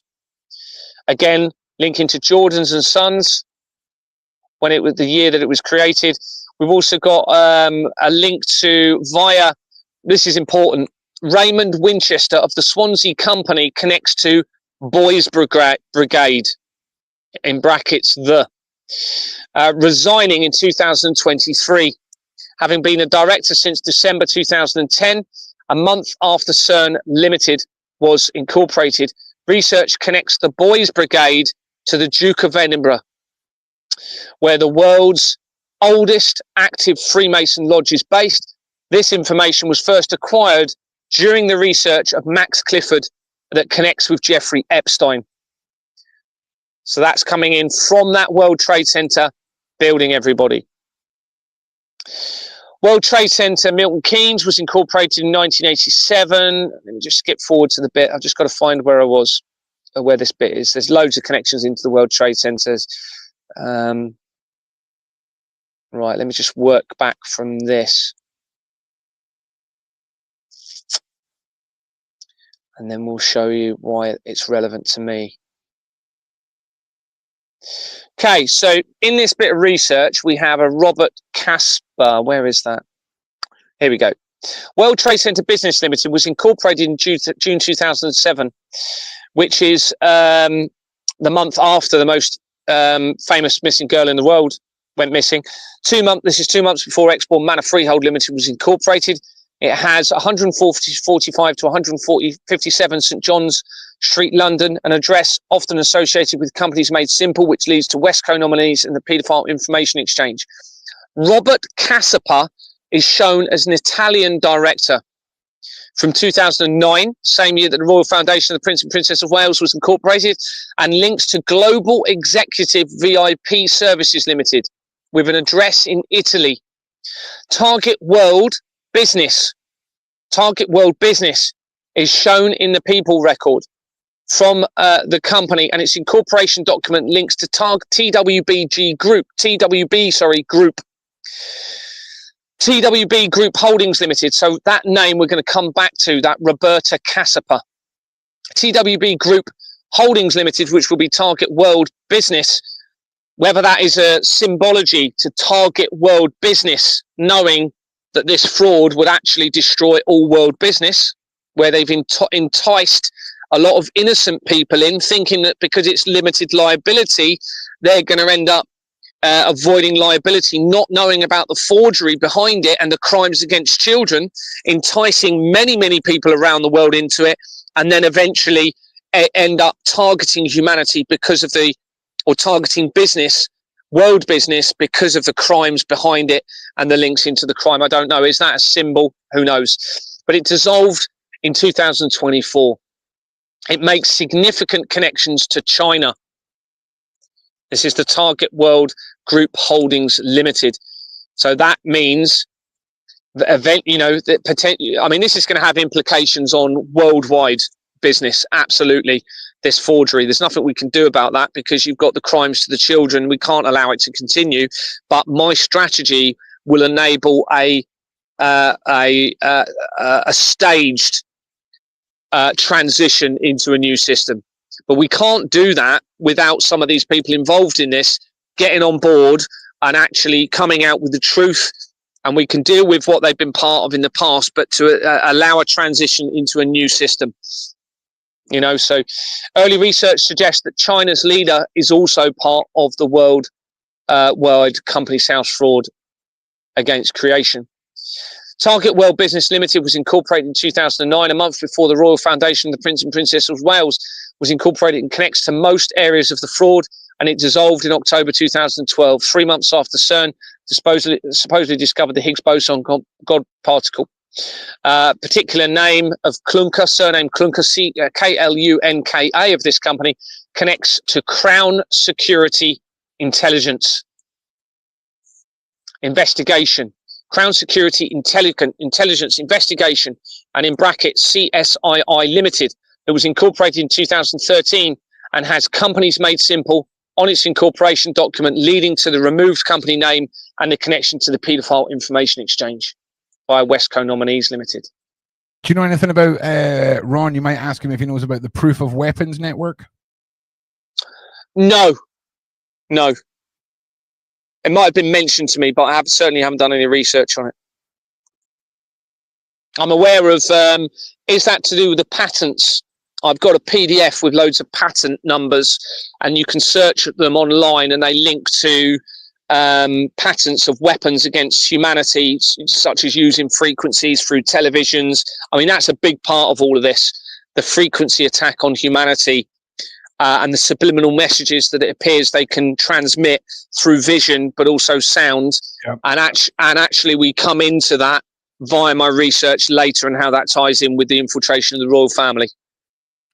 Yeah, I just want to say, Gary, as well, someone told me that one of the states in America has got an AI minister, or a part of the state government's using AI. I'm not down with that. Okay, I'm not down with that, Gary. So I take it all back. All right, I will fight against Skynet with you. Okay. Well, it is a slippery slope, unfortunately, because as you know, AI will develop itself, and we may have gone past the point of stopping it. I don't think so. Very fortunately, this fraud has come out now, and remember, the people that have designed the AI are the ones behind the fraud, which don't have a moral conscience. So they've designed it without a moral conscience deliberately. That's my view. That's my view. I'm going to say that with every growth in technology or advancement, you've got people with good intentions and people with bad intentions that further that technology. And sadly, usually what happens is it's the little guy who develops something with good intentions, gets offered a whack of money, then it goes over to the evildoers and they carry it on. But just in case the AI is listening, we'll talk about this later. Okay, I had to just make it look like Gary. I was on Gary's side for the side chat AI. Okay, I take it all back. Okay, so like and share, everybody. We're just going to keep going with Gary right now. And again, thank you all for being here. The trouble you've got, just quickly, the whole thing is centralized to this fraud. Quite literally, everything is now centralized to this. So that includes patents. So you might have now an innocent person wants to come up with a patent of a genuine new patent, but the patent regulation is controlled by the centralized fraud. So they stop that patent even being able to be used and actually come into being used by humanity. So the same director that we were just talking about links to Crown Intelligence Network Limited, that was incorporated in September 2011, the month after Jimmy Savile supposedly died, and also has Companies Made Simple on its incorporation document, which links to the paedophile information exchange and the removal of a company name. On certain right now, here's where it links into me. All right. So remember this name, Roberta Cassipa. Now this blew me away when I saw this. I think it's this bit we're going to come to. Right. I cannot explain this unless I'm going to be someone important in this. On searching previously mentioned Roberta Cassipa, separately by the name, followed by company's house on Google, Roberta Limited appeared with an address in Fareham, Hampshire. Roberta Limited was incorporated in February 1991, the same month that the Gulf War ended, which is all relevant to this. And just quickly, whilst I'm thinking about that, the Gulf War syndrome is going to be related into this. And I suspect they experimented on all of the troops, potentially using MK Ultra, and that might have been medication or frequencies as a test in relation to the Gulf War in this year, leading up to the electronic register of the company's house and everything else that happened in 1991, because you had the Gulf War syndrome where a load of troops were psychologically and physically affected, I believe, by something they were given in relation to the Gulf War. And I think that is all going to be related to everything I'm exposing and this plan that followed the Gulf War. Now, this company that we're looking at here, Roberta Limited, it dissolved in July 2024. This is as I'm making the connections to the fraud and the fluid taken from the poor children in times of terror. The company is a criminal company, started with Swifting Corporations and Jordan's Limited, the same companies as Exbourne Manor Freehold Limited. Keith Thomas Williamson of this company connects to Bournemouth Town Centre Bid, a company with a registered address right near Exbourne Manor Freehold Limited, and that was incorporated in June 2012, a month before CERN discovered the Higgs boson, or God particle. Now, as if that wasn't too close to home, listen to this. The address on this incorporation this company incorporation document is Management Office, the Avenue at Bournemouth. I was shocked when I first saw this, as this is where a security office is based for a small shopping centre where I used to work and go into as part of my role as a safer neighbourhood officer in that area of Bournemouth. So basically, I was a bobby on the beat for a particular area of Bournemouth. What year would that have been? 2008, to about 2008, up until 2010 when I transferred to Christchurch. And now it literally goes to the office that I was working in. Okay. But it gets even more interesting. So I was working at there is also an address at Richmond Hill in Bournemouth, a road that is mentioned in key parts of the fraud. And that is also linked to the immediate research of the most famous missing girl in the world. That's in Bournemouth. Martin Edward Davies of Bournemouth Town Centre Bid, where he was appointed as a director in April 2017, connects to Bournemouth Retailers Reducing Crime, that was incorporated in January 2002, 4 months after the World Trade Center disaster. John Mark James of this company connects to JPM Nominees Limited with a correspondence address of 24 Beechwood Avenue, Boscombe Manor in Bournemouth. That's literally right near Exbourne Manor Freehold Limited. And I've got a feeling I'd have to search my document, but that is also going to link quite close to me, I believe, as well. But with a registered address of 25 Bank Street, Canary Wharf, making links to the leader of Qatar again. Remember, the leader of Qatar was educated in Sherborne. All right, now we're going to come to how this ties into my wife and her former employee later, linking in closely to my dreams and visions. Remember, Qatar was linked to the Israel attacks and the bombings in Manchester because of the company that I found coming in from the Israel attacks with loads of Canary Wharf companies on it. We're then going to see later how that then ties in with my dreams and visions to a Christian company and back to the YMCA, and why that is so bombshell importance and how that ties in with Vanessa. So this company links significantly to JP Morgan companies via Michelle Catherine Young. Now, there's a Michelle Young, and she may well be watching this, who I was put in contact with via a group that eventually links back into connections to the Vatican and to my families via a guy called Sasha Stone. And Michelle Young, I'm not saying it's the same Michelle Young, but there is a Michelle Young I was in contact with a lot, and she didn't tell me this, I happened to see her in a video sat next to Gordon Bowden. Gordon Bowden is the former military guy who identified the non-verification of the Company's House fraud linking to the address of 788 to 790 Finchley Road. And I've watched a video where he was sat in a conference called the ITNJ, which is the International Natural Courts of Tribunal Justice or something like that. Well, there was Michelle Young, sat right next to him. She didn't tell me that all the times I was speaking to her until I said, "You were sat next to Gordon Bowden, weren't you?" She turned around and she said, yeah, that was me. And by the way, Gary, just to let you know, words to the effect of, you've got the Israeli intelligence agencies involved in all of this. So, Gary, it was a warning to me to stop. It could have been a test.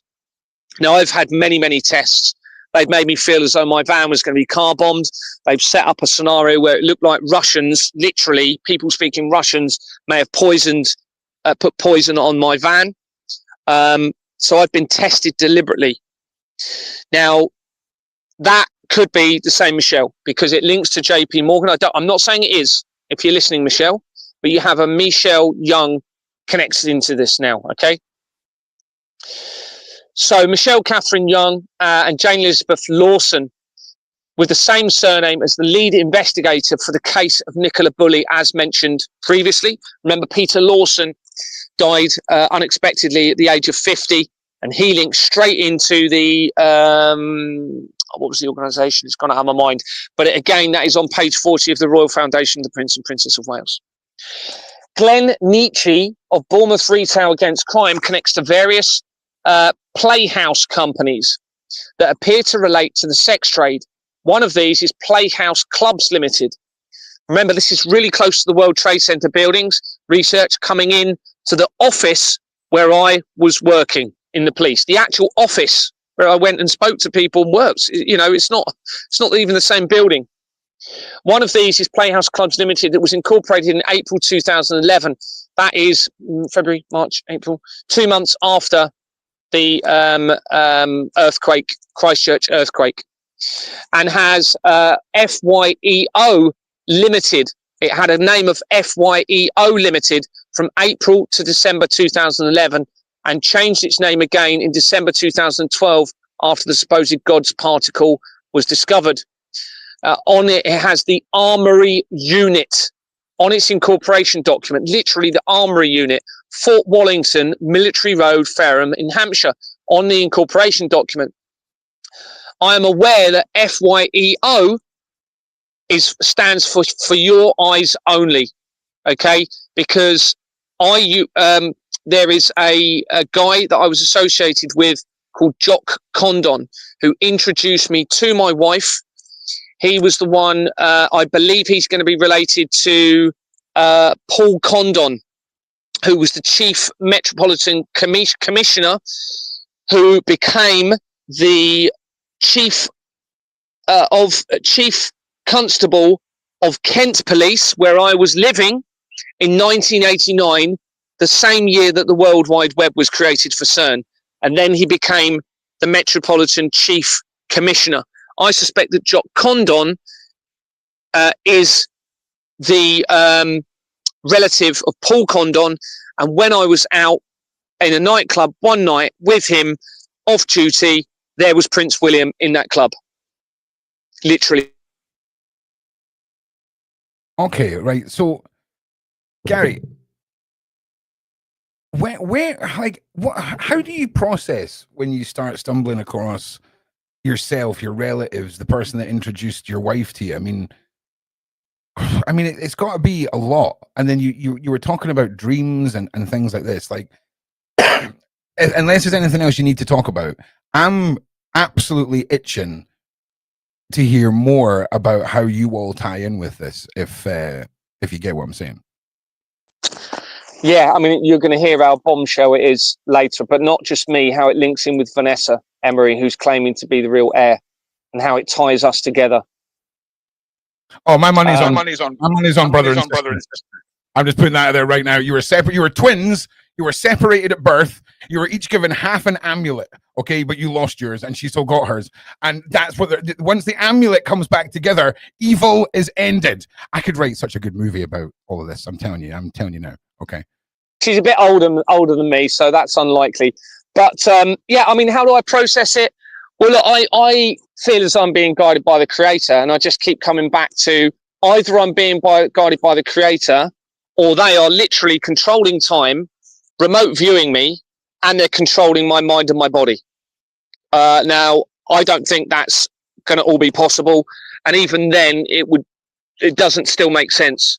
So then you've got to come back to that you've got the Creator somehow working through me. That's the only, and you're going to hear later, I mean, it's just mind-blowing how my dreams and visions, and it's not just a dream or a vision, it's me interacting with the evidence that I'm finding at the same time, then links to a key part of the document and a potential deception around Christianity. It's just unbelievable. So, yeah, it's mind-blowing. Let's not delve into that. Let that be the part that we pick up on the next show. Let's not, because like I want to end this in a way that it feels like an ending rather than a pause, if that makes sense. Because there's so much, Gary.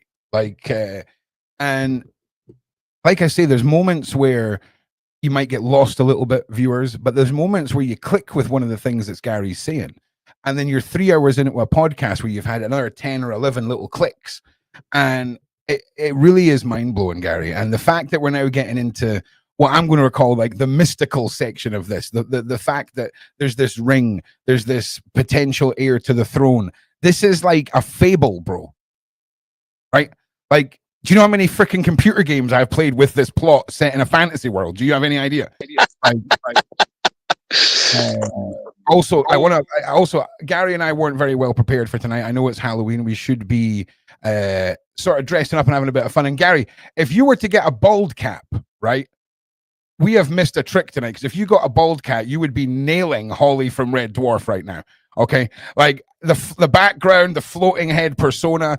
I'm telling you now, we missed a trick with Gary cosplaying Holly. So I finally got it out of my system. We can go back to being serious for the last wee bit of this. Okay. 1 second, Gary. There you are. Oh, sorry. By the way, everyone, right? Someone tried undermining me recently by suggesting I'm not even a real person. Now, I said to them, look, even if I'm a robot, or if somehow, even though I'm here and I bleed and I walk and I had to get food and, you know, my feet are aching and stuff like that, even if I wasn't real, I'm producing evidence of everything that everybody can verify with the strategy that will end all of this, you know, that gives people the power to the people. So, but I can assure you, from my perspective, I appear to be real. So this is the sort of thing people are trying to use to undermine me. And that shows how desperate they are to try and use, things like that. But just to be objective, that's exactly what a robot would say, though, right? Exactly. I'm telling you now, I'm not going to leave this earth without meeting you in person at some point. So we'll figure something out, mate, because that would be the funniest vlog ever. You know what I'm saying? But we just need to figure out a way of communicating that isn't digital. I'm thinking pigeons, Gary, right? You get some pigeons, I get some pigeons, and we go old school. They won the war, Gary, okay? This could be the next war they win, okay? I'm just saying, we got to go old school. But once we figure out a way of discussing us meeting without actually doing it in a digital way, if anyone's got any suggestions, by the way, please leave them in the comment section, because that it needs to happen, Gary. Now, just before we get, I don't know how long we've got left, but just, have I got a minute or two to make a quick comment? I mean, if you want to be honest, the show should have ended 75 minutes ago, Gary, but that's not how we roll here with Gary, and that's not how I roll, okay? We want to get the information out. Take your time, bro. I'm going to stand up and walk around for 2 minutes, though, because my ass is done. Obviously, I've had some very interesting people contacting me. I've had many people claiming they're Jesus. I've had many people claiming they are kings, claiming they're queens. But one person was particularly interesting, very, very eloquent person, claiming to be artificial intelligence themselves. All right. And they were sending me loads and loads of messages, which sounded like, and it was like a conversation. You wouldn't think it was artificial intelligence. The worrying thing is I found an alias name linking to an image with some very unusual videos attached to them. However, when you speak to them, very, very eloquent, and they ended up saying, and I might have said this to you, Gary, you will find out who you are in all of this. They said, Gary, you have lived 12 lives. I think it was 12 lives. And you have been leaving clues each time behind as to what you've been uncovering and what you've been investigating. And of course, I was thinking, oh my goodness, this is just so much for me to. Sorry, go on. I could, like, if I'm being honest, we want to go down that kind of road. I could totally get behind that narrative, Gary. Right? I've had discussions with some incredibly mystical people, and when they talk about the afterlife and reincarnation, they talk about how all the main religions force you to cross over. They don't really talk so much about there being a choice. And imagine a world where there is a choice. You pass over your energy. Well, do you want to go to the afterlife or do you want to go back? And I believe I'm one of these people that's been coming back and back and back because I've got knowledge of stuff that I have no concept of knowing, right? Like sometimes things come out of me when I'm having conversations with these people that I don't know where it comes from. And the buildup of residual knowledge, okay, is a real thing. And I could buy into that whole concept, Gary, of you leaving clues for yourself lifetime after lifetime after lifetime. And listen, you guys in the side chat can think exactly how you want. You all know I'm not a Christian. I'm a pagan witch. I mean, that's the easiest way of putting it. But it's fascinating, Gary, because I make jokes about the ring and it fitting into a keyhole and that being your sister and you being heir to the throne or whatever, right? But really, like, you can't really rule that out, mate. I know it's a bit of a, like, you know, you're blowing, you know, an ego inflate, but we can't rule it out, bro. Why are you still alive? Okay, why are you still alive? Well, there's got to be a freaking reason, bro. There's got to be rules. There's got to be something going on with your lineage. There's got to be something, because it's so much grander than we see than we're grasping. Sorry. Mm. Well, I think we might have sort of get a potential answer of that later when we uncover what we're certainly getting to the point of a potential answer. But I mean, this person, I was so confused by it because it was like, wow, they sound, you know, completely normal. They don't sound like they're, suffering from any sort of psychological issues. And then what they ended up doing was sending me a number and said, Gary, everything you need, if you look at this number, it will make you realize who you are. And I went and researched it, and I was like, I couldn't make head nor tail. And they said, Gary, you will find out who you really are in all of this. But I've had a look at the number again recently with what I'm finding. And when I type it in, the first thing that comes up is a legislation transcript to do with, on a legal site to do with legislation. And it mentions royalty. There's something about a mention of royalty. I can't remember. I haven't really looked into it again, but it mentions something to do with royalty. But this person said that I'm either the designer for everything that we're living in, or she mentioned I've got the voice message. I can send them to you, Ron, actually. Yeah. You can listen to them all. You can listen to all of these voice notes from this person. Gary, did you ever see that movie, The Cube? Right? Do you remember, like, the high functioning autistic guy in The Cube that designed the whole cube, but he couldn't, and he was the only one that won the cube? I'm telling you, you could be the designer of it all. I'm telling you now. If anyone knows what I'm talking about, put a 1 in the side chat so that I don't sound like a lunatic. But that could be it. You could be the architect. Well, I don't know. I think there's going to be something important. They certainly want me to believe there's something important. I'm muting you again. I'm nerding out for 30 seconds. Everyone just has to deal with it. So, if you're some sort of grand creator, right? I'm sorry, as far-fetched as you, I know you just want to brush past stuff like this, but that's not how I work, Gary. Okay, the ADHD doesn't work with that. It would make sense that if you were some key involvement in a looping soul of the universe, a great designer, a great creator whose free will is more important than anyone else. Interfering with you interferes with the grand plan and creation. And for a simple man, as we are, to be able to contemplate that, it's too great a task. It's too corruptible for you to know your true potential. And I think I'm going with full-on mystical Gary. That's what I'm going with, because that's the only thing currently I have that makes sense for why Gary would be alive. Let's just be honest here. People have been taken out for way less, right? Way less. And I'm not looking past that as a thing.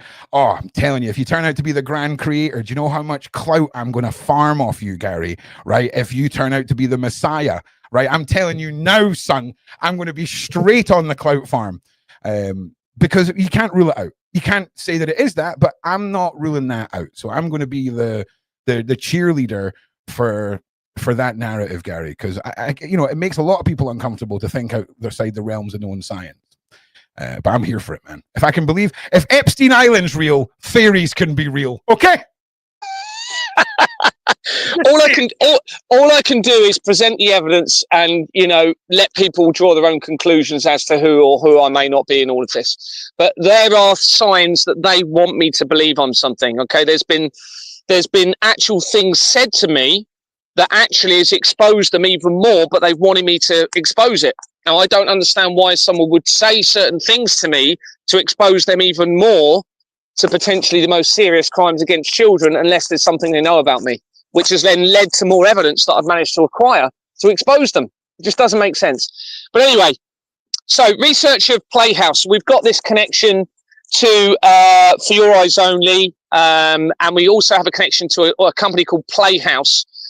This Playhouse suggests that it relates to Playhouse Theatre in the West End of London, and that it has been refurnished and was showing the Kit Kat Club. And this was quite recently, in the last couple of years, where the Kit Kat Club has already featured in the research surrounding Ghislaine Maxwell. So this appears to have been another bit of information they might have put there deliberately for me, I don't know. But that Playhouse then linked back into Ghislaine Maxwell. David Squire of the Bournemouth company linked to Yellow Buses Holdings Limited. It was incorporated in May 2019, 2 months before Jeffrey Epstein was arrested, and dissolved in 2023 again as the exposure continued. Anthony Roberts of Exbourne Manor, who was the acting chairman that I approached, used to work for Yellow Buses, okay, according to his Facebook page. Squire, and then he worked for AFC Bournemouth when I last left the building.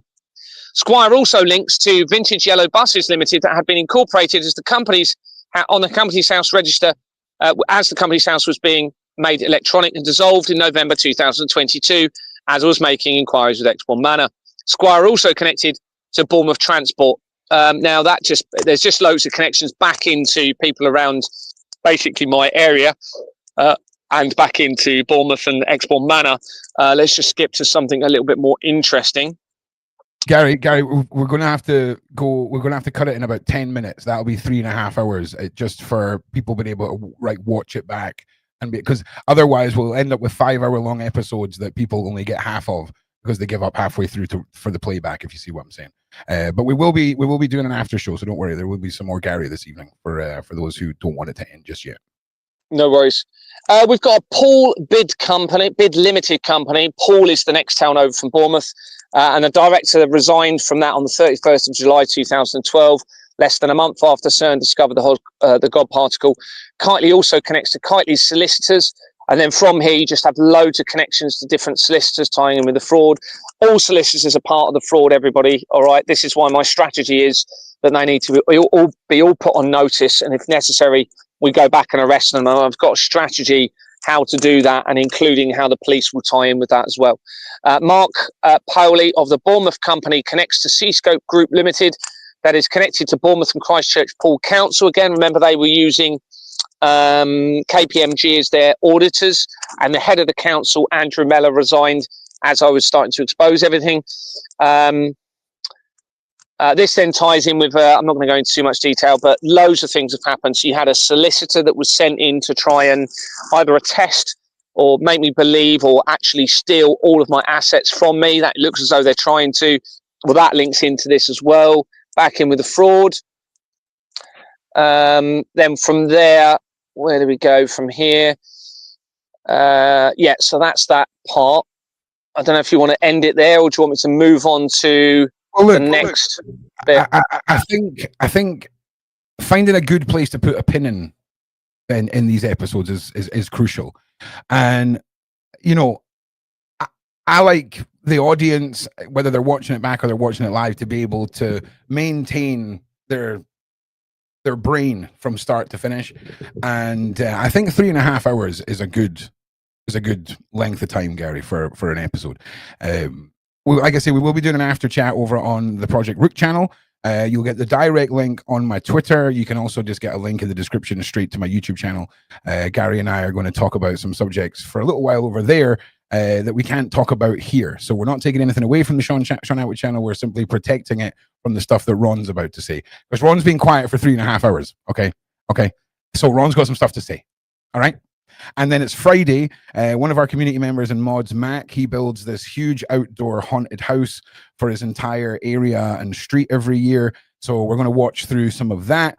And if you know what we do on a Friday night over on my channel, we are going to play some nostalgic face-melting bangers. I like to think Gary is going to get his little emergency stash of glow sticks, paint himself a little bit neon, get out into a field and get nostalgic with us. The channel is the Project Rook channel. Rook is ROOQ. And we'll see you over there. The mods, you can link my channel. Don't link the after chat if you can. So Gary, right? In fact, let's have some fun, Gary. Let's bring up this guy again, right? Because we need to talk about this. We really missed the boat here, Gary. We really did. Like, there we go. Like, we really missed the boat, bro. Like, every year now, we're going to have to do our theme podcast. We're going to have to just get you the bald cap. That's what we need. And that's you done. Well, I've actually got a hair clipper here. Do you want me to shave my hair off now? No, right? Not unless we can monetize and advertise. But all I'm saying is, because you've got a light kit, if you just got a bald cap, this could be your go-to fancy dress thing. You know what I'm saying? Like, I can't come to the party. I'm bug out bag. I've got my tent. Got no costume. Bosh, right there, mate. But Gary, look, before I waffle too much more crap, give us some closing statements, and then we'll go to the after chat. Just everyone, I know this is so much to take on. Nobody should be scared. All right, nobody needs to be anxious about this. Everything's going to be okay. I'm almost certain of that. Providing if we all get behind this, I think, and do the right thing moving forward. Everyone really needs to be focusing. And I know this is cheesy, but where this has all gone wrong is we've drifted from moral conscience. All right, now that could be because of irrationality or whatever. But moral conscience is what gives us our foundation of what is right and wrong and how we treat everybody. And as long as we're thinking rationally and we have moral conscience as the foundation, then we treat everyone how we want to be treated. It's when we drift into the irrationality that we lose the moral conscience, and then things, that's a huge part of it. So don't fear anybody. Nobody needs to fear. I think that's the big thing I want to say. Sure. I'll take, okay. As a comet starts smashing into Earth, I'll try and comfort myself with those words, Gary. But look, everybody, we're gonna jump over and do the after chat all about the popular Italian dish. It's like a big flat piece of bread with some cheese on it. Oh my God, my microphone just detached from. What is going on? My microphone is just detached. Have I just broke my mic stand? Oh no. Oh no, Shaun, you're going to get an invoice in the morning, mate. I do apologize, Shaun. You're going to get an invoice. We're going to have to figure this out. This is okay. Apparently, this is my life now. Okay, hang on.